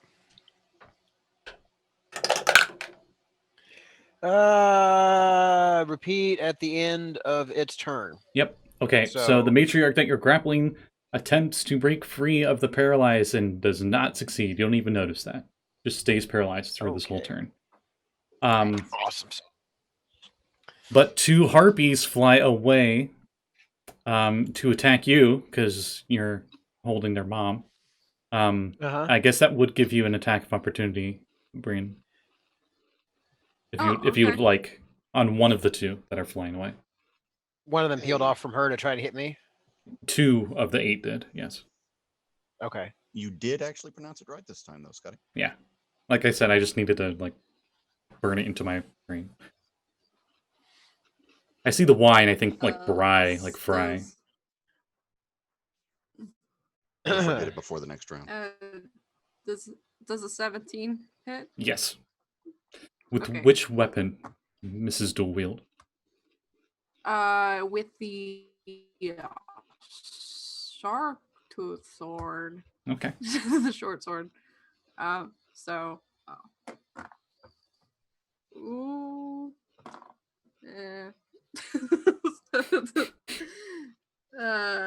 12 damage. It's still pretty good for just an offhand strike. Nice. Is that sneak attack too? Nope. Should it be? She already used it this round. She has to wait till it's her turn again. Oh. You can only do it once I a should round. play a rogue actually. She I should actually- actually learn how that works. I actually don't think she can use sneak attack if it's not her turn. Yeah.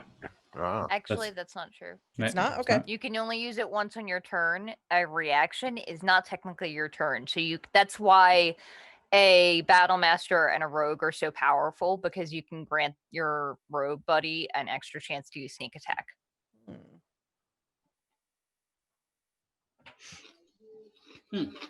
Anyway, 12 is nothing to sneeze so- at. Those two head towards you.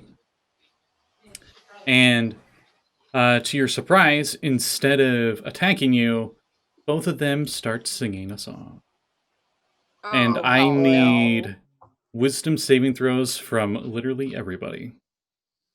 2 of them. Because it's every humanoid and giant within 300 feet. Oh, Jesus. Hmm. What Good save lord. is this? Wisdom. You need to make Cool. 2 of them. Huh. Oh, you will have. I have protective aura, so Basically just Sekald and Bryn. S- saving throw. Every creature within 10 feet of me, so Bryn, you get a bonus to your saving throw equal to my charisma modifier, which happens to be +4. So please apply that to your save. Does this apply to people who are under the water? No. It is within 10 feet of me right now. It's a aura No, of I mean the protection. save versus the song. How am I going to hear it underwater? You can still hear underwater. It's just slightly muffled. Also magic. Yeah, Okay. Okay, I'll say everyone who's in the water doesn't count. Because I was going to say comedically, like you were running on top of the water. But since you all are technically swimming, I would say you guys can't hear it. So, I mean, aka, a it's cannon is Bryn, loud, Axel, and but if I'm Sekald. underwater, a cannon is kind of like. Yeah. So I got a 24 on my save. hmm I should probably roll again, huh? 18 and 22 for Sekald. Okay. 18 on my second save. All right. How about our guest? 18 and an 8. Oof. Cool. I had to get different dice. Another 4 of them branch off of you. So now there's only 2 on you. The 2 that you've already hurt are still on you. And they start flying in towards the water near where all of you guys are like coming in from. Because they see you guys Oh, good. coming. They're coming to meet you. And none of them can get close enough to you guys right now. Except for Kade. I think Kade was the one within 30 feet. I don't suppose any of them pass within my range, do they? No, they would fly over. They would definitely be staying clear of you. You have a giant claw arm and you have their mother, and she's just like, This is horrible, lobster monster. What the fuck? yeah. Oh, hello. And I'll say those 4 out of those 4, 2 of them go after you, Kade. Like they swoop down and try to like grab you out of the water, like they're a bald eagle and you're salmon. I can't say I blame them.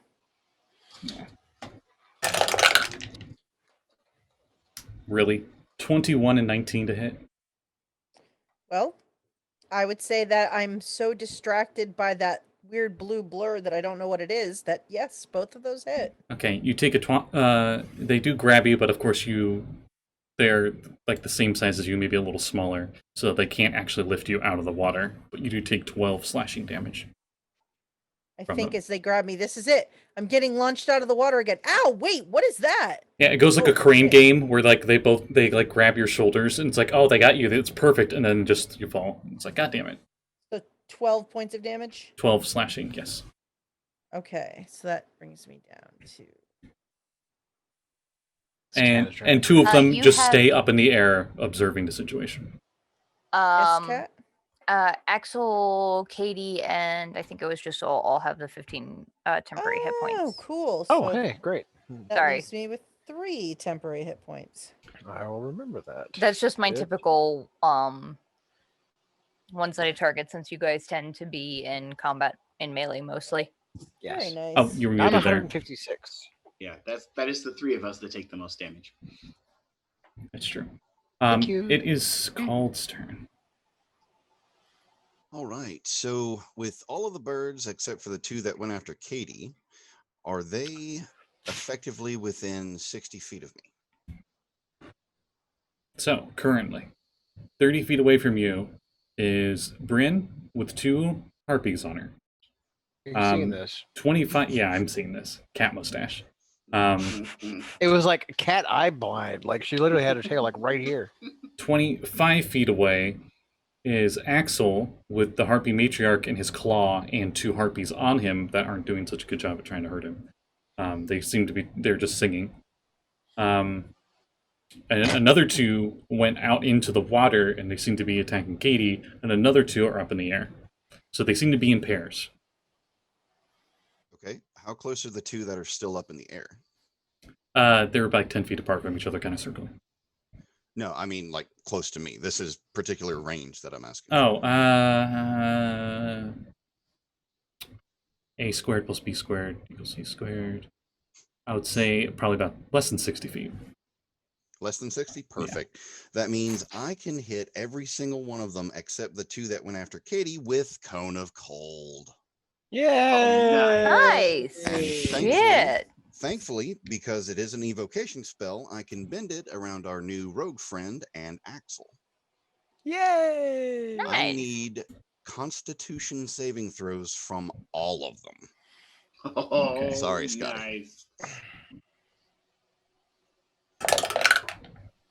Does the paralyzed one automatically fail? No, I just double checked that. They do if it's dex or strength, though. AKA, that matriarch isn't getting out of your grapple until it's not paralyzed anymore. What's the DC we're looking at here? 17. Oh, con save, right? Yeah. Okay. Their funeral.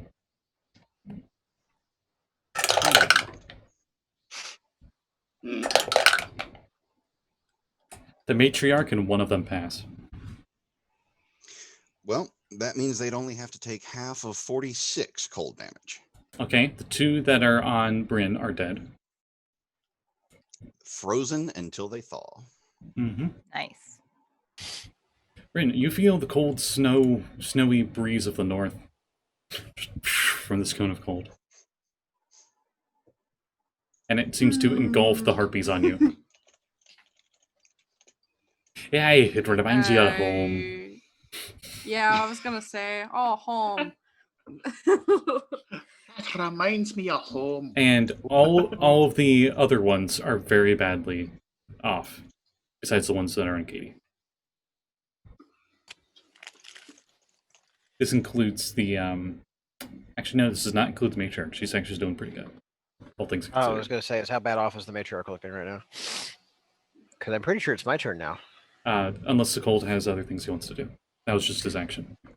Oh, right. Yeah, I sorry. have no reason to run or advance, so I'm good. Alrighty. Key. I'm gonna roll concentration for the 2 that were singing.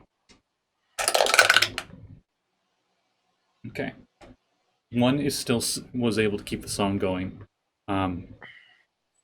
You're not sure why, Bryn, but you feel very much at peace.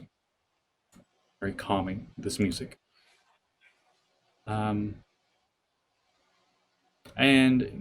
you are, via the condition, incapacitated. So you're just standing there admiring the music. Cool. Oof. Just like pretty.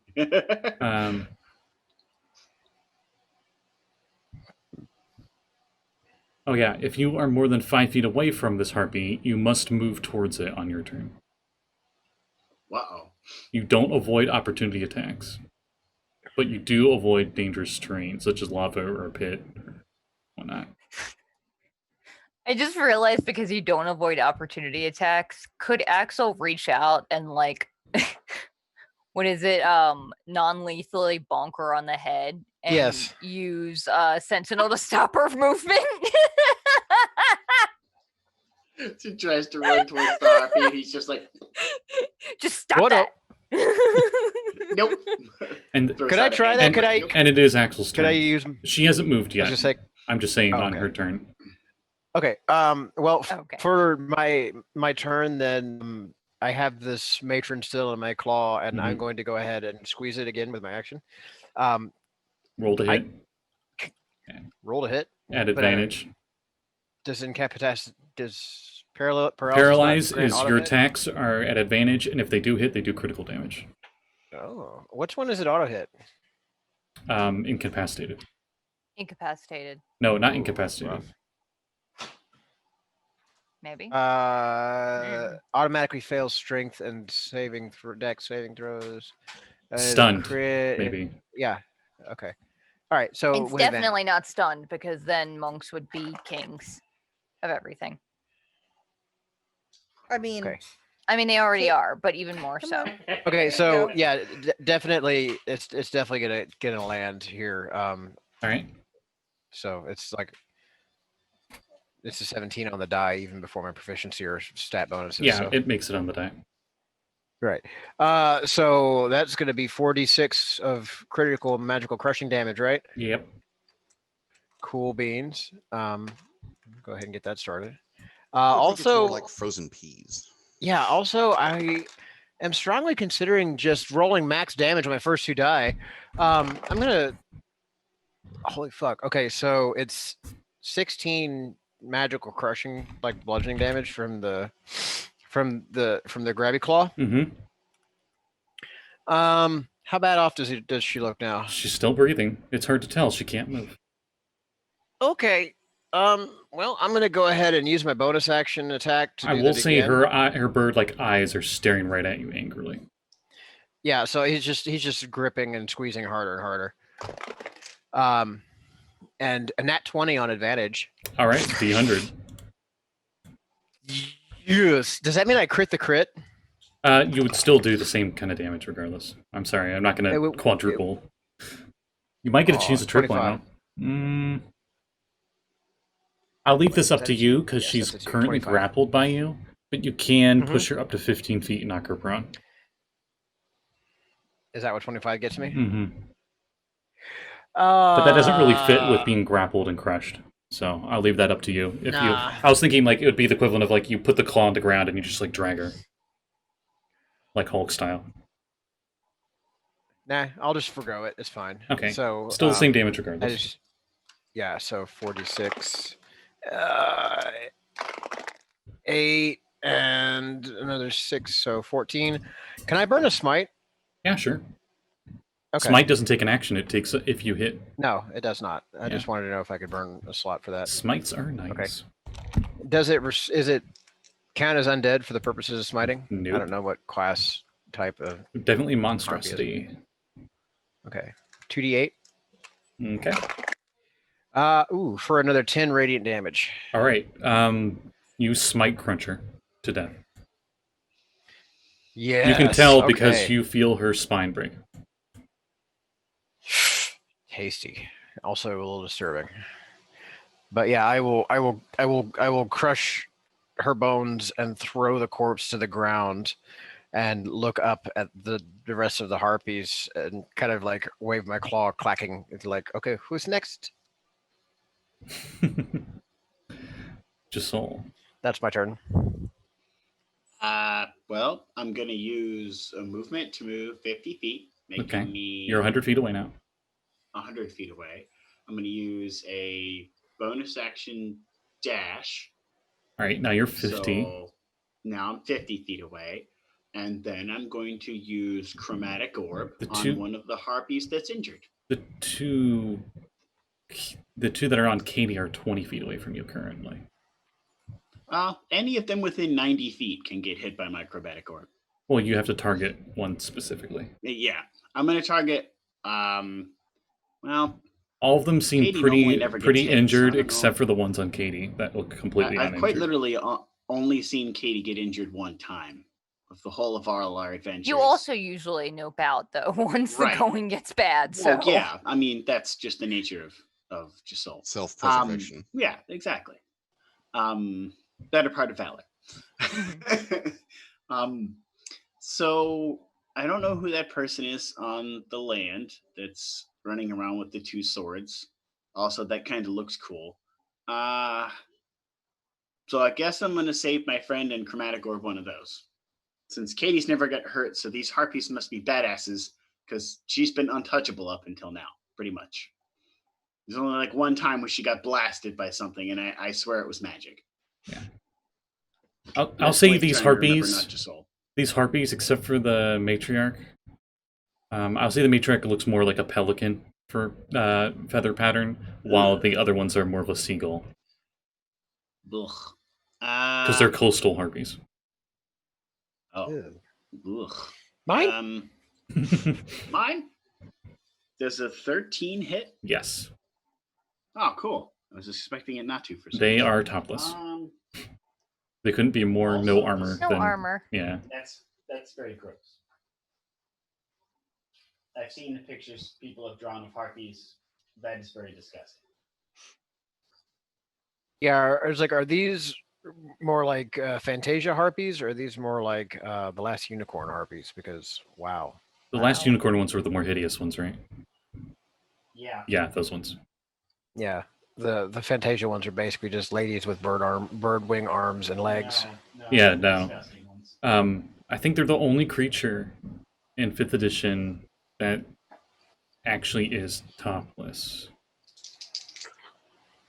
in illustration. I thought hags were too. No, they have like bra armor. Yeah.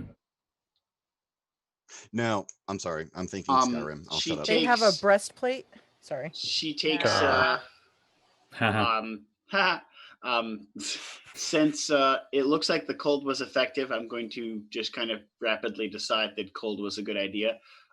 So Sekald will enjoy the 28 cold damage she takes. Okay, that hits her, and she is really hurt, but she's still flying in the air. Good Nice lord, ice. these things are like mini tanks.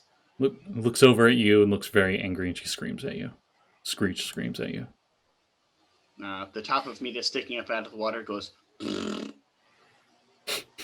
And that's just a taunting manner. Just so that she stops trying to kill my friend. Also knowing that I have 15 extra hit points. nice. So I could probably take an attack and not actually take real damage. Right. So I'm okay with this right now. Bryn, it is your turn. And you are currently charmed by that one harpy singing. Okay. I You just- start walking towards her, right? Yeah, she's only like 10 feet away, so you just walk right up to her. I'll say you're still holding your weapons and stuff, but you're just kind of infatuated with the song, just staring at her. I don't like this. But good news is, at the end of your turn, you get a Welcome to wisdom charm. save. Oh, with my rolls.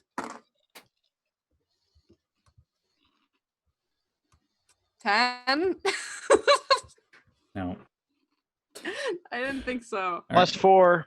oh, yeah, Oh, plus 4, 14? that passes. Woo! You are no longer charmed, but it was the end of your turn.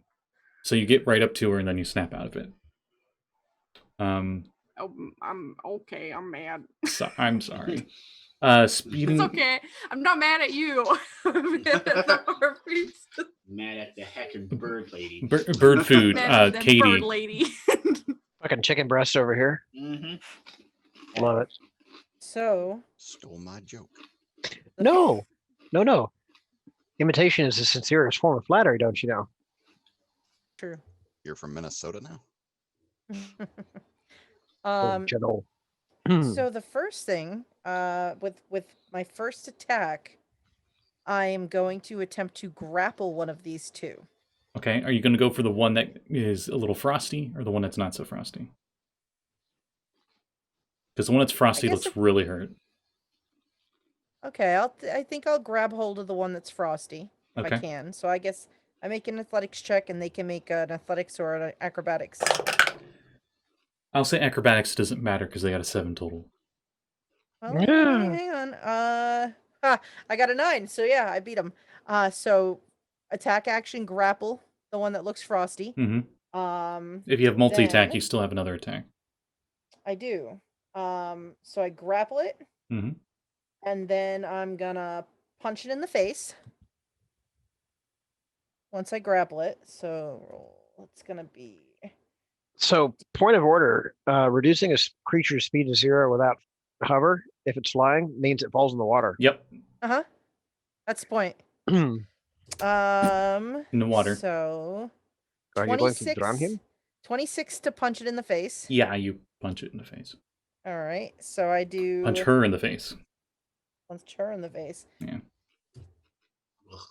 Always messing up those 11 pronouns, points of bludgeoning damage, magical. All right. So my fist count as Her magical. wings were splashing in the water as the waves were crashing over top of you. And I like to think you punch her as the wave crashes on top of you. And when the wave ceases, there's just her body with like just her back showing, and she's dead. She's dead, Jim. Oh. I'm like, "Ah, that was faster than I expected." I look up at the other one. Okay, now you. I'm gonna flurry of blows and punch that one in the face twice. Okay. So we can officially call Katie Bruce now. Mm-hmm. Because fish are friends, not food. I was thinking more oh. of coming out of the water and. Natural 1 Oh. on the first of the 2 attacks. D100. I'll shut up. Yep. Got too There you excited. go. Even then, I Oh, think they boy. still look a little too pretty. Harpies are supposed to be these. They're supposed to look pretty gross. D100. I Mhm. got a 16, Scott. Oh, that's not that bad. 16. Hmm. Hmm. Hmm. Hmm. I'm gonna leave this up to you, but here's what it says. A random non-magical item determined by the DM falls from your backpack or belt pouch and breaks, but I'll let you choose. Oh shit. How many A lanterns you random- got there? A random magical item. Non-magical. Non-magical. Oh, okay. So I Like was one of her thinking. 20 lanterns. That's what I was thinking. I was thinking the continual flame lantern, but that might technically count as magic. That would Yeah, be that's magic. magical. I would say something that's not magical that I want it to be something that would matter to me. All What right. was like your trinket? So No, not the trinket. I worked hard on you that chart. know, let's see. I mean, it's would just s- broken, not gone. We have mending. Pretty sure it'll get lost you know in the what? waves here, though. I think it would have to be one of her lanterns because that would really break her heart a little bit to have one of her lanterns get broken. So the bag of holding kind of pops open and one of the lanterns just pops out of its little extra dimensional space. And I punch the lantern instead of punching the harpy and break it myself, which makes it even worse. Oh, no. You still have that extra attack. That last one of the flurry of blows. I watch the lantern sinking and I look at the harpy and I'm like, "You made me break my lantern!" And I'm gonna punch her again. It slowly sinks into the water, and it's like, I'll never let you go. I'll never let go. Natural 20! Yeah! Holy Yay. shit. Oh. Ah! Out of your anger for the loss of your loved one, the lantern. I rolled an 85! Oh man, that's a difference. Okay, let's Oh see. my gosh. 85. You punched this harpy in the throat. It can't take an action on its next turn. Nice. Oh And my God, yes. it takes 7 points of damage because I rolled snake eyes on my damage. Okay. That's a lot of ones. It wasn't that much, but it's like because you throat punched it. I guess I won't even bother to try to stun it because I did. Well, it can't sing. So, I mean, that's a plus. It made me break my lantern. Yeah. I'm done. Abby, the blue blur. Okay, so what enemies are still around? Katie's currently wrestling with a harpy in the water. Mhm. There's There's the old art for them. yeah, that matches them a bit better. A little too fiendish with the wings, but Yeah. whatever. A little fiendish, yeah. Yeah. There's two flying in the air that are really hurt bad that seem to be staying out of it for now, but they look like they might try to swoop down or retreat or something. They look like they're not going to keep just circling around for much longer. There's the one right next to Bryn that was singing. It's still singing. And there's one next to Axel. Okay. The one next to Bryn. Mm-hmm. I'm gonna use my movement to get closer so that I can get near her, and then I'm gonna cast Chill Touch at it because my range on that is stupid long. Okay. You launch yourself past him from the crazy momentum you have going. So, boop, and your Chill Touch catches up. Though my speed, once I hit land, my speed reduces significantly. I'm down to 45? No, 35. Still. Still pretty good. Still, yeah. I love how much of an ice party we have. Mm-hmm. Well, Chill Touch is necrotic and not a touch spell. Don't you love the deceptive names? It's the best. I think I miss. That's. Oh, but our bonus went up, right? Our proficiency bonus went up. So You'll be surprised. 12? Yep. Hey! What damage does the spell do now? I have to remember what It's 2 of the damage dice because it's a cantrip. Okay. But I don't know what the damage dice is for Chill Touch. For Chill Touch, it is D8s. That's how I keep track of difficulty tiers, is by the cantrip power-ups, because they go up each tier. Oh, that's smart. I never thought about that. 11 necrotic damage. That is just enough to kill it. Yeah. So, Bryn, Sweet. you snap out of it, and a skeletal hand touches it in the face, and it falls out of the sky right in front of you, dead. Hi. Little grandma halfling in full battle armor is just next to you, wearing a manta ray cloak. With the hood up, except she's like 2'11", so the hood probably comes to like here. Hello, sweetie. Would you like some devil's cabbage cookies? Jazz cabbage. Jazz cabbage, as it was. Jazz cabbage. Jazz cabbage. Devil's lettuce. I mixed the two. All right, so that's your turn, right? Yeah. All right. After you, it's their turn. I'm gonna say the harpies definitely at this point disengage and fly away. You guys let them? No. Okay. The 2 up above fly 40 feet straight up, mostly straight up, and then start flying to the west, somewhere inland. How far does that make them from me? Well, from the ground. And I'll worry about Pythagorean's theorem another day. Let me think. They're 50 feet away from shore. They move 40 feet up. I would say they're around 60 feet away. Okay. I'm still going to try and hit them with a chromatic orb. Okay. Sekald is first on initiative. So, Sekald, you said you weren't going to let them get away? Of course not. They're still in range for my ice knife. The furthest one away is from you are the 2 that are flying above. That's perfectly fine. With the spell sniper, that makes it 120 feet from my ice knife range. Yeah, they're still in range for sure. Yeah. So... But they disengaged. No, it's only for attacks of opportunity. Never mind. Correct. So in this case, I will hit the one on the left. Well, if it hits, I'll aim for the piercing on the one on the left. Okay. That is a 25 to hit. Yep. And 2 dex saves. Both pass. On the dice. Nat 20 and Nat 18. Damn. Oh well. Those are the best rolls I've had all night. Indeed. So that means that is... I don't think it'll matter, though.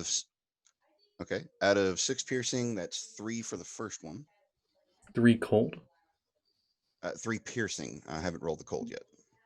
Oh, wait, was it 3 total before I did the dex saves?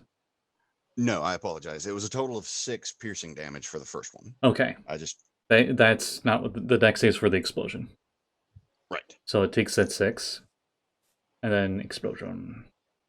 Yes, explosion is 8 cold. All right. Yeah, that one that you hit with the ice knife, even though it does make the dex check, it is just enough to knock it to 0. And the other one's barely flying. Josul. So that one's... Axel, do I got a you... 12 to hit. Axel, with do it. you Yeah, attempt anything? no, I will. In fact, I will. I'm sorry, I'm trying to keep an order. Oh, that's fine. It's just- I wasn't sure how many were near him anyway. Yeah, I was gonna say, wasn't there one on me, but then also like that one that's flying away now, or did they all just break away and try to run for it? Yeah, it tried to run... It's like 40 feet away now in the air, flying away. Oh, fuck me. Okay. If it's only 40 feet away, then in that case, I think what I would like to do.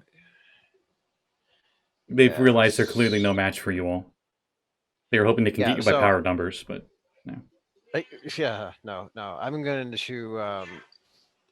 I'm going to run. I'm going to go ahead and run my movement and get close as I can to them, and then I'm going to throw my big ass hammer. Hmm. Actually, you know what? Fuck it. I'm going to go ahead and cast Firebolt Okay. because I don't have to worry about fighting or rolling a disadvantage with that. Bye, cat. Bye-bye.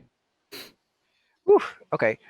So that's going to be 20 something to hit. I'll let you know, since this is 23. pretty much done. Their armor class is 11. Oh, well, shit. Yeah, okay. So that definitely hits.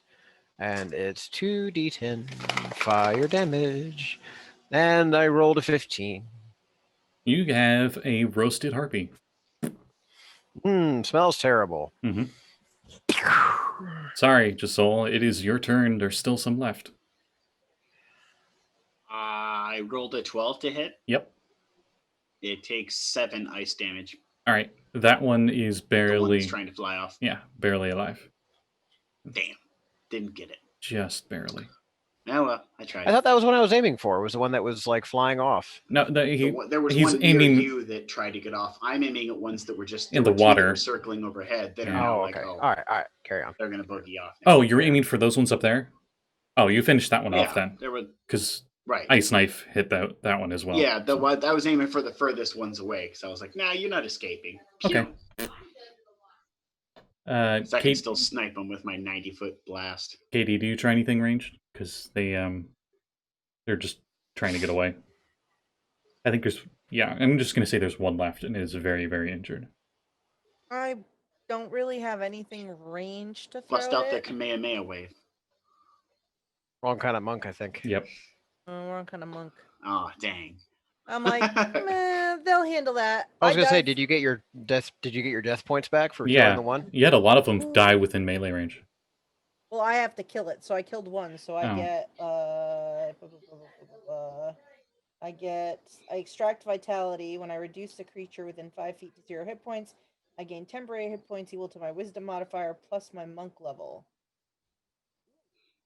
So you gain that temp. is- Like 14 or 13 points or something. I don't know what your mod it's is. 11. So my temp hit points go up to 11. Thank Nice. you. And then I dive back underwater. I'm looking for whatever that thing was that went by me in the water. You don't find anything, I'll say. So At least this frustrating. round. Abby, do you tempt anything? There's one left. You're pretty sure it's under 5 hit points. It's about, I'll say, Yeah. 40 feet away. Why not? I lost track of where they were at. There were too many. Keep track of.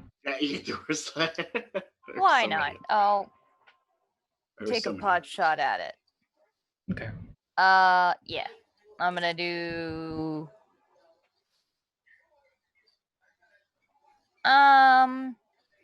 Yeah, I'll do chill touch again. Ah, that's a miss. That's like an 8. Oh. All right. And then I'll be right back. I'm gonna call my dad back. All right. This one dashes and it moves another 80 feet away, so it's 120 feet away. I think Sekold's the only one that's technically in range to be able to attack it. If you want to continue, I can attacking it. cantrip at 120 feet as well. Ooh. Sekold does go just before you. Yeah, I'm just saying is I can also do that. So call you take it two- away. Do you two want to do the Devil May Cry 3 finisher and you guys just go jackpot and like fire at the same time? That depends. What would Axel use to hit it with? The firebolt? Yeah, probably. Roll of fire and ice. Ray of Frost. Yeah. Okay. Jackpot. Both of you roll, and I'll consider it like a single attack at advantage. since you both are rolling a d20 each. 14 to hit. Give me a second. 28. All right. Ice hits the harpy, freezes up. The heat hits the ice and makes it expand, so it just explodes. Woohoo! Nice. Nice. And end of initiative. Everybody does their victory animation. Dun, da, da, da, da, da, dun, da, da. Josul swims to shore. Name of the moon. Hi. Now I think of it, I think Axel's the only one that was able to describe himself to our guest. So I think everyone else should describe what they look like. I kind of described Oh, Abby's, yeah, but I'm gonna take off the horrible lobster face too. Now that we're done fighting, because I don't want to scare our new friend. I'll go first, I guess. yeah, sure. Josul, as you may or may not have heard anyone say, is a very large merman. And by very large, I mean he's about 352 pounds. None of it looks like it's muscle at all, anywhere. He has as he gets out of the water, he puts on kind of dries his hair off a little and puts on a turban. He has a red colored turban he puts on his head whenever he's out in the water.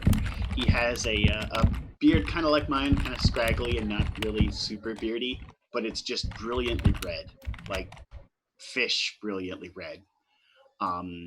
His lower merman half is like a teal-ish kind of color. He squiggles on land, kind of moving like a snake almost with his lower half, which makes his entire upper half of his very large body jiggle rather constantly. He has a very wicked-looking marrow spear. It looks fairly, you really don't want to get hit by that kind of wicked. It's tied to a very long rope as well. Do you think it could be used to either pull things into the water or pull things closer to him? Either one. And he has a backpack just filled with what looks to be random stuff. He has studded leather armor on, and what would be like common clothes for a merchant. Not like super rich merchant clothes, but like, stuff with lots of pockets. I think you mentioned you have a fez, right? It's a turban. It was a turban you said. Yeah, okay. Yeah, when he gets out of the water, he puts a turban on. He wraps it around his head. It's a red turban. I was about to say, if it's well built enough, you don't need to rewrap it. You just... Yeah, pretty much. We'll go with Abby next. Hi. What does that? What does Abby look like? Abby is a 4'11" stout halfling.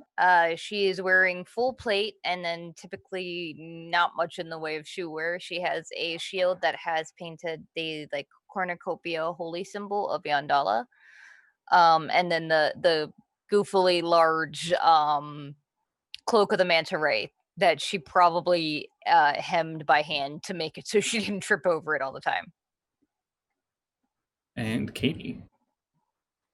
Okay, well, Katie emerges from the water carrying the pieces of her broken lantern. She puts it down gingerly on a rock. She stands up to about 6'2" tall. She's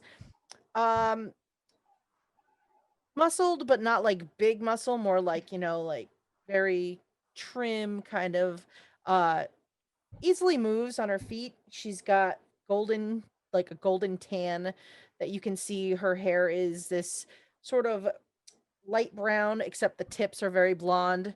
Normally it's a nice pixie cut, but coming out of the water, it's all kind of disheveled and spiky and weird.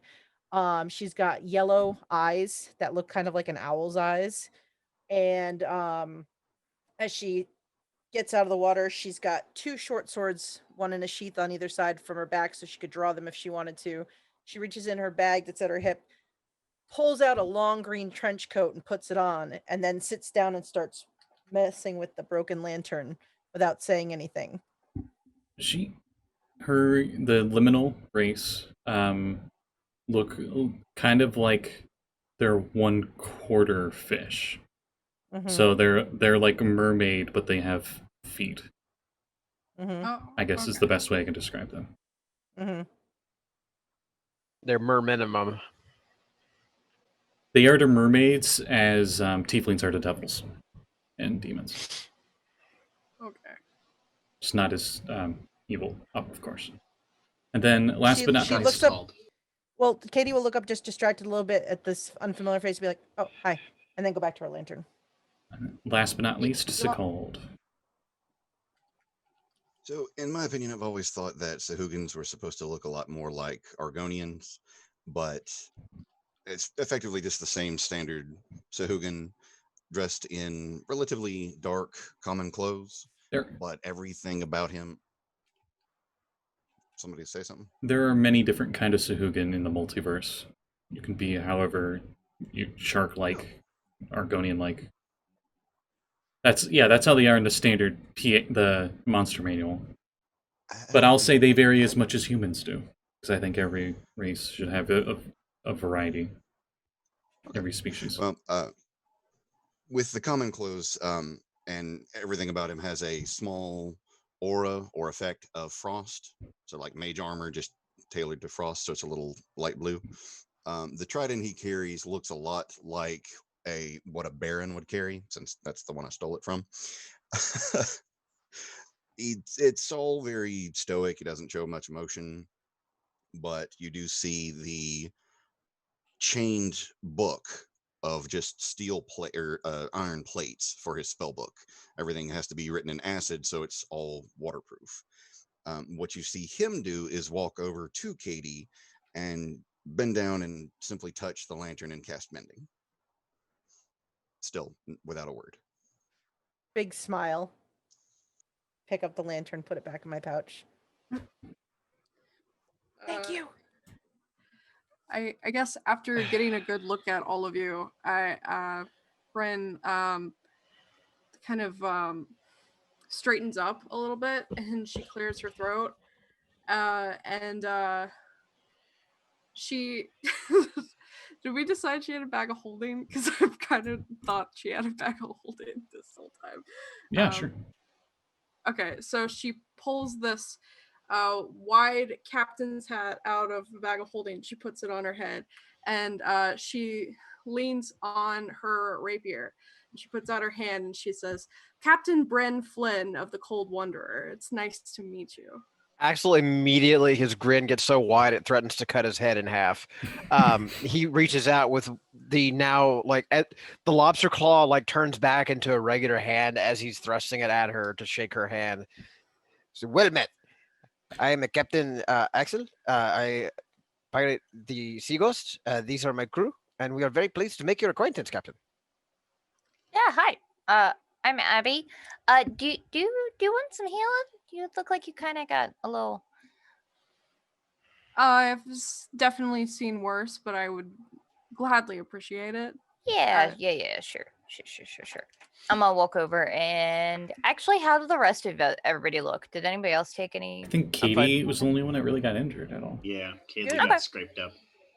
Nope, Right. all temporary hit points. I'm good. Oh, right. oh, That's all right. Yeah. It was exactly 15 damage, wasn't it? It was 13, and then I got mine back. Also, as Right. Abby is healing your wounds, Katie will walk over, reach in the pouch on the side of her hip, pull out a really nice bottle of wine, and hand it to you and be like, "Here," and then walk away again. I'm gonna use 3rd level cure wounds. Okay. Oh, very generous. So, how did you come to be attacked by the harpies? I should have been more. She sighs and it kind of deflates a little bit. She's like, I've kind of been out of sorts lately. I wouldn't have been attacked before if I had my crew and I was more observant. That is on me. The boys might have been I- able to help too. The boys. Mhm. The boys would have the noted context. My boys would have been able to help also. And I give a sigh and a direction. She's facing north. The Yeah. boys. The boys. And, I say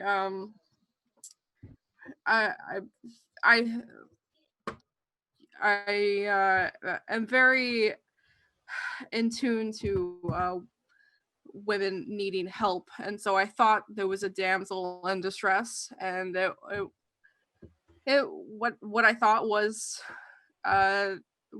actually one of those bird things, which I'm guessing, if the tales are correct, are harpies. But thank you so Yes. much for your help. Oh, you're very welcome. No problem. Where are you headed to? We were going up the coast to check out an island with a hermitage on it. What did they say the name of the island was? Josul? Fire something. Firewatch. Oh yeah, it's Firewatch Island. Yeah. Firewatch Island. So yes. You It's a actually hermitage for notice Broken. that there is a corpse on the beach of a human male, older human male. Eh? And Bryn would know that's the one that she was over top of. And she was like starting to eat, I guess.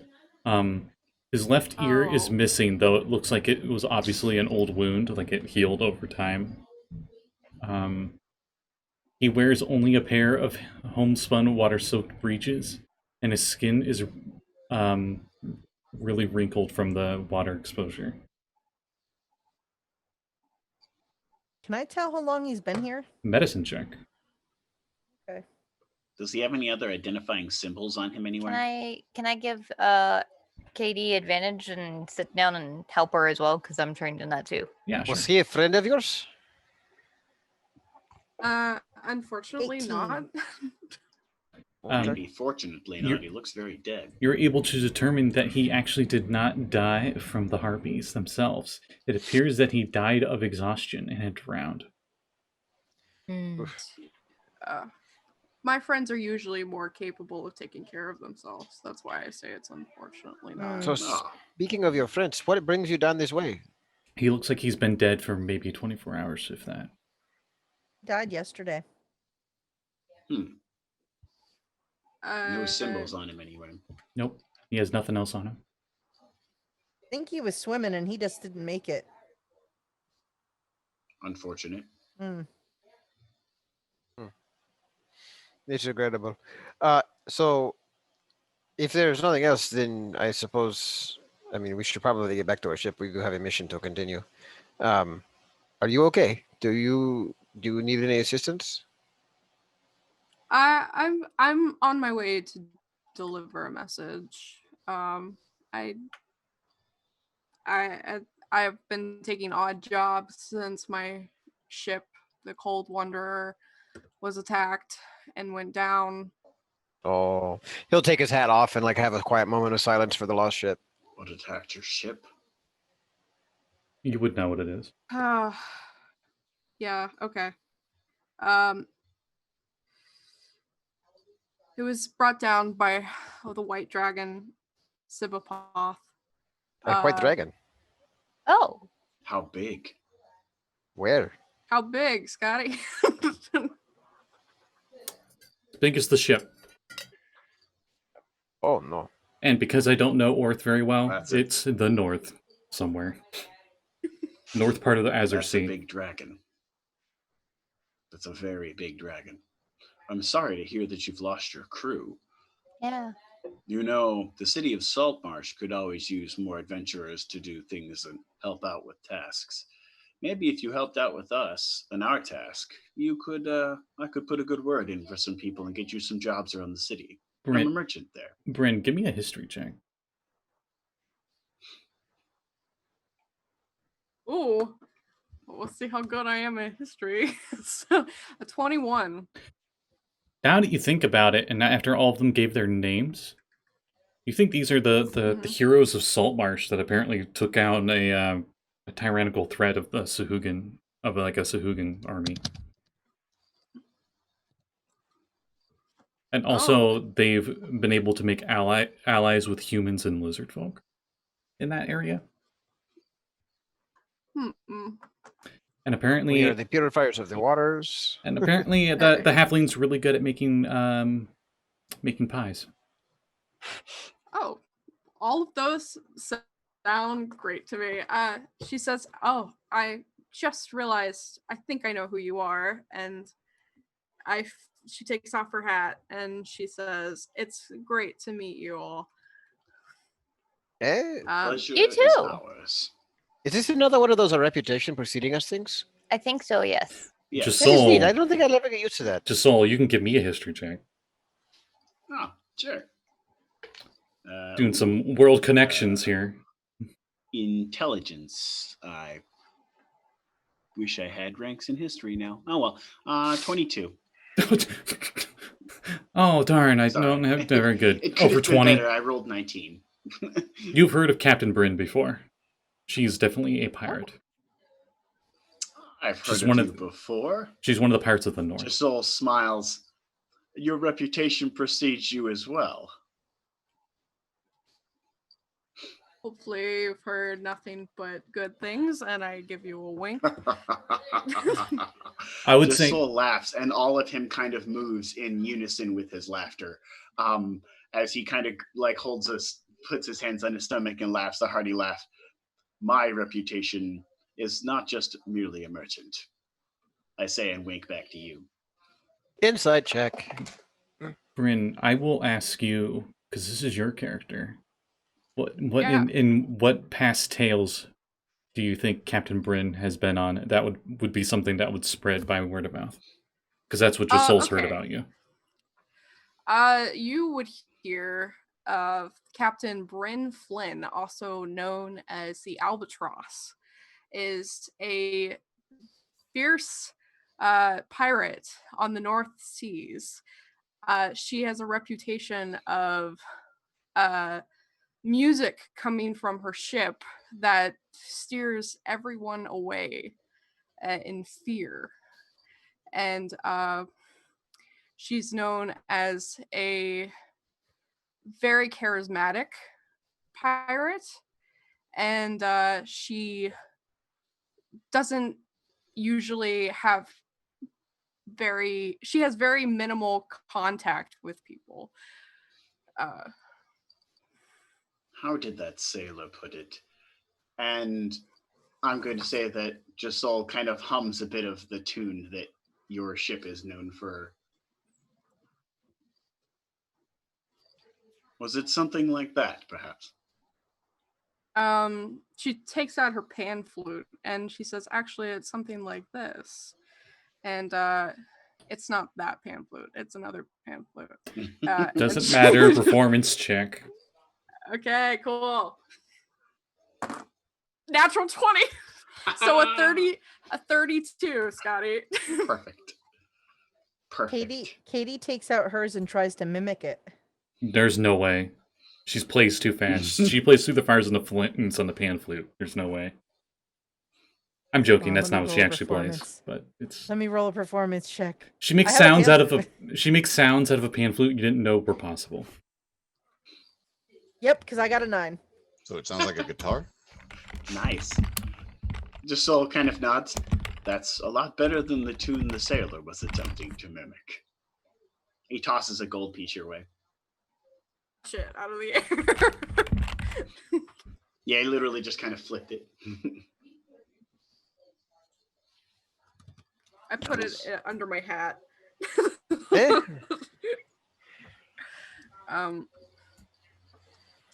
I have to I have a message to deliver. Not many people know exactly who I am around here. I just go by Bryn. Or Miss Flynn. And but I would love, it's not very urgent, and I would love to help you out with whatever you were working on if you would have me. Well, then Yeah, we'll make sure. a deal. You help us in our task, and we'll sail you over to the city you need to deliver yours to. How does that sound? She has a really big smile and she says, "It sounds like a plan, merman." Well then, welcome aboard the Sea Ghost. After Josul laughs another hearty laugh. After your performance, Bryn, you all hear this heavenly lute sound just behind a rock nearby. Oh, Is it a friend of yours? But you can't help but feel like it resonated with the song you were playing, Bryn. Oh. Okay. I'm going to investigate. All right. Yeah. When you go to investigate, you see on the other side of the rock nothing but a single platinum coin. And on the platinum coin, you see what appears to be a mix of the tragedy and comedy mask, like fused into one, as like the symbol on it. Ah. Huh. I found a bipolar coin. A what? I don't know. It's a happy and a Can I- sad. Religion like a- checks. Religion There we check. Bryn Oh. gets advantage. 18. Dirty 20. Actually, 21. Actually, I should probably go ahead and see what I know about this too. It's an 18 for me. I got Wow. a dirty 20. Wow. Now that I look at it again. I think everyone knows what this is. All, Katie's distracted again. all any of you know about this is that this is the symbol of the laughing rogue god. He is known for his domains of music, revelry, wine, trickery, and humor. That's good the symbol Voldemort. of the laughing. And that he leaves behind platinum coins to those that he admires their music. I think that was meant for her. I will give that to her. Yes, I think this is this. I believe this I would belongs to say you. if the laughing rogue is handing coins out, we should make sure the person who deserves them gets them. Yes, I know I do not sing that well, so probably not mine.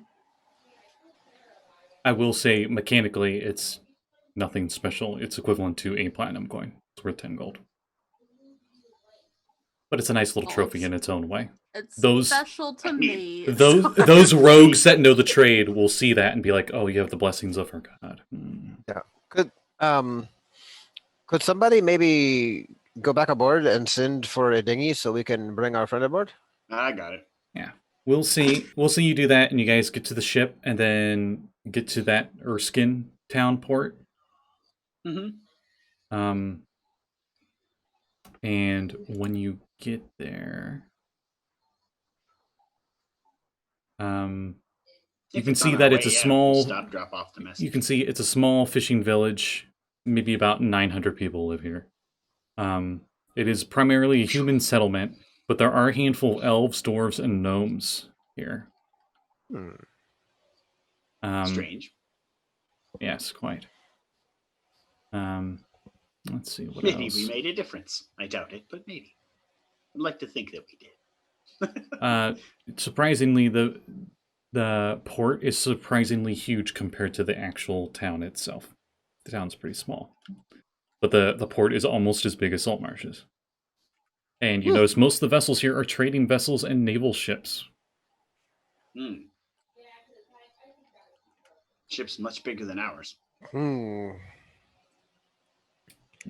All I ask is a tall ship and a star to sail her by. Nearby, So, are we going to dock here for the night, or do we press on? this is where you needed to stop because that one fellow knew the way to Yeah. Firewatch Island. Ah, He lives here. so we need to Is get this directions the here. city that you need to deliver your message to? So man, hang on a second. It is. Because It out is of not. character, I don't remember. It is not. It is Saltmarsh. The only reason I know is because I had to look it up real quick as we started. Oh, got it. I thought the city was the city. Okay. Well, But no rush on it. right. Nearby, as you guys have anchored, and look for a place to get information on this fellow, or maybe just take a break after dealing with harpies. You see a nearby tavern, and it is.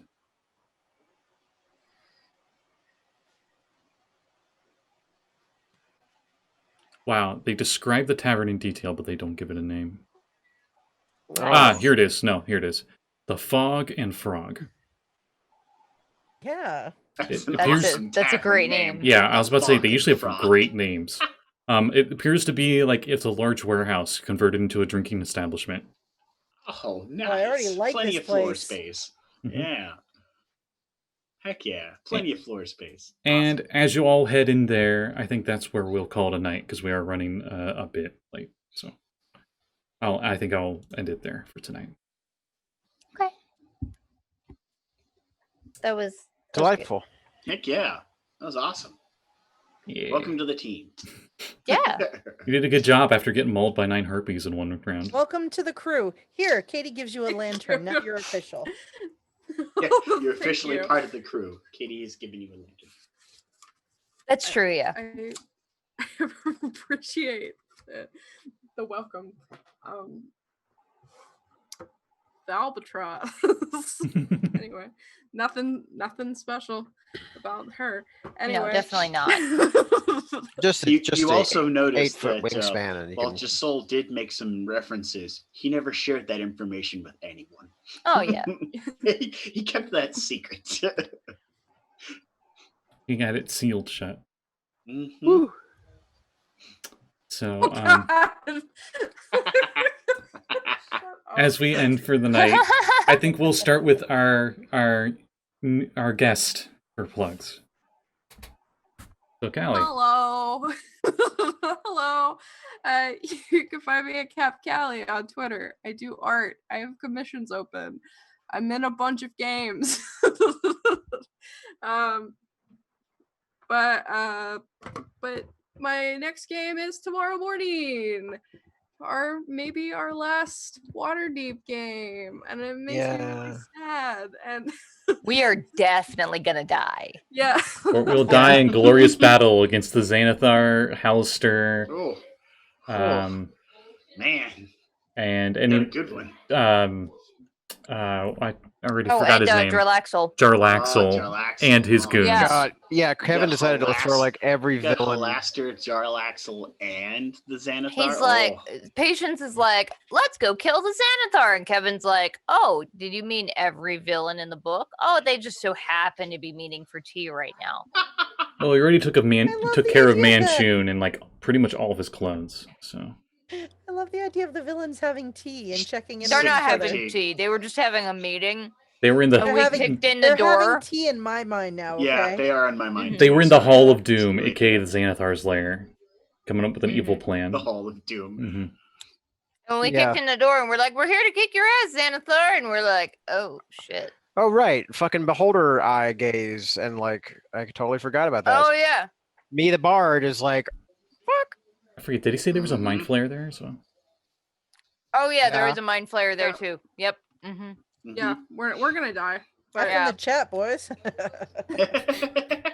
Everybody has joined the chat. Remember, single target, single target, single target. Anyway, so Callie, is that That's it. I mean, my next game after that is Tuesday. It's Call of Cthulhu on Jeanette's channel on Kenny Adventures. My character has 4 hit points left, so she's gonna Ow. die. I'm There's just a lot counting- of death in this week. yeah, it's just counting down to like when she's gonna die. I was so sure she was gonna die last time, but It's she Call of didn't. Cthulhu. You either go insane or die. That's fair, yeah. dying is usually the merciful route? Yeah, that's the merciful route. You got the easy ending. And I think that's a good transition. We'll go to Katie, aka Jeanette. Oh, hi. I'm Jeanette. You can find me on Twitter. It's down below. And you can find me on my channel, Uncanny_Adventures, where, in fact, yes, on Tuesday night, we are playing Cthulhu. And I don't know why Callie's character is still alive. She should be dead, but she's alive, so it's great. We'll see what happens next. And tomorrow at 4:30, we're going to be playing Skull and Shackles on my channel at 4:30 p.m. Eastern Time. So, drop in if you're free, if you want to hang out for a bit and watch some fun gaming. I heard something pretty much what about we how have there going on. was a mutiny and someone ate another person.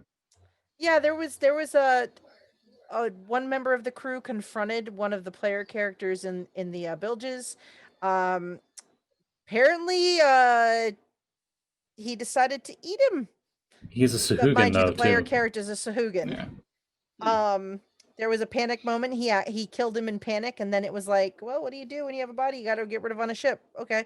And then there was a mutiny because somebody figured out that the current captain is taking the ship somewhere that the actual captain of their pirate ship told them not to. They weren't supposed to go here. So now there's been a mutiny. It's great.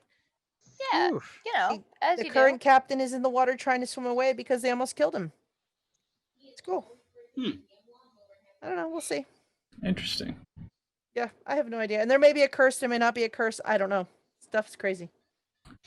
It's never good without a good curse. Abby, aka Cat. Hi. Yeah. So I am also in the next game here. So the Sunday morning death fight. And my next game after that that's streamed might be 2 Fridays from now. Where everybody, or at least a big part of the Retroverse crew, are going into Yost's mindscape. Where nothing to try bad will and happen. save him. Yeah, and figure out what happened to him and how they can maybe help. And I have no idea how it's gonna go because You really hope that the somebody fraggers don't pull the same bullshit they did yesterday. really threw like there was a lot that happened in the last couple of sessions, and I'm super into it. I'm so excited, and I love all my players so much. That's 7:30 Friday. Usually every Friday, but we're skipping next Friday because reasons. Birthday. Oh, happy birthday, Yeah. somebody. Me. Happy birthday, you. That's my stuff. Follow me on Twitter. I post lots. I like tweet about RPGs a lot typically. Sweet. Yeah. Sekald. I got nothing this time around. All right. Make it short, sweet, and to the point. I think your next game is next Wednesday with Mrs. Crin's Valley, right? Well, technically, that's your game. That's why I didn't want to plug it. Oh, okay. Well, But you're in it. You can. yeah. Also mine. But I guess I could take Yeah, go ahead, Jesse. unless. So, in addition to being in Mr. Crin's Valley, Saege can also be found on my game, which is not live streamed, but is now up on YouTube at long last. The Quest for the Quantum Rose. It's a. Hopefully, it'll be a 20-level adventure of a bunch of misfits saving the universe a couple of times. Last session, they ended up finding this kind of holographic cat called a prismatic stray that then split into a bunch of different quantum cats, and now they have to go catch all the little bastards to get the MacGuffin back. It's going to be a lot of fun next Thursday. I do have a new episode coming up on Castbox tomorrow morning, and episode 2 of the adventure should be up on YouTube later this weekend. Sweet. And if I recall right, this is the Dark Matter campaign setting by Mage Hand Press. Yes, it is. Who I And they think have is 36 hours left in their Kickstarter right now. Yeah, I was about to say, if you're watching this live or you're watching this before September 7th, definitely get on that. Yes. Yeah. They are currently at 230,000 and counting. So well funded, you will not miss out, and it is amazeballs content. Play it. Mm-hmm. And we'll go to Blake, aka Josul. Oh, stay Yeah. tuned, because next Saturday we jump back into the verse for my campaign, The Mystery of the Silver Fleet. The party's just escaped the decaying orbit of the SSL Pre, a luxury ship that was, well, less than luxurious after the horror that incurred within. And they crash landed with the escape pod onto an ocean planet. What strange things will they find there? Maybe a way off the planet? Who knows? Hopefully no Reaper Leviathans. Oh. No promises. Whew. Love it. I like how non-committal you are about the not presence of Reapers. No promises. All right. Well, I think that's a good spot to. I think everyone's gotten their plugs in, and Jeanette's got to show off all of her fancy camera filters. So thank you everyone who watched, and we'll see you all in 2 weeks. Bye. Bye.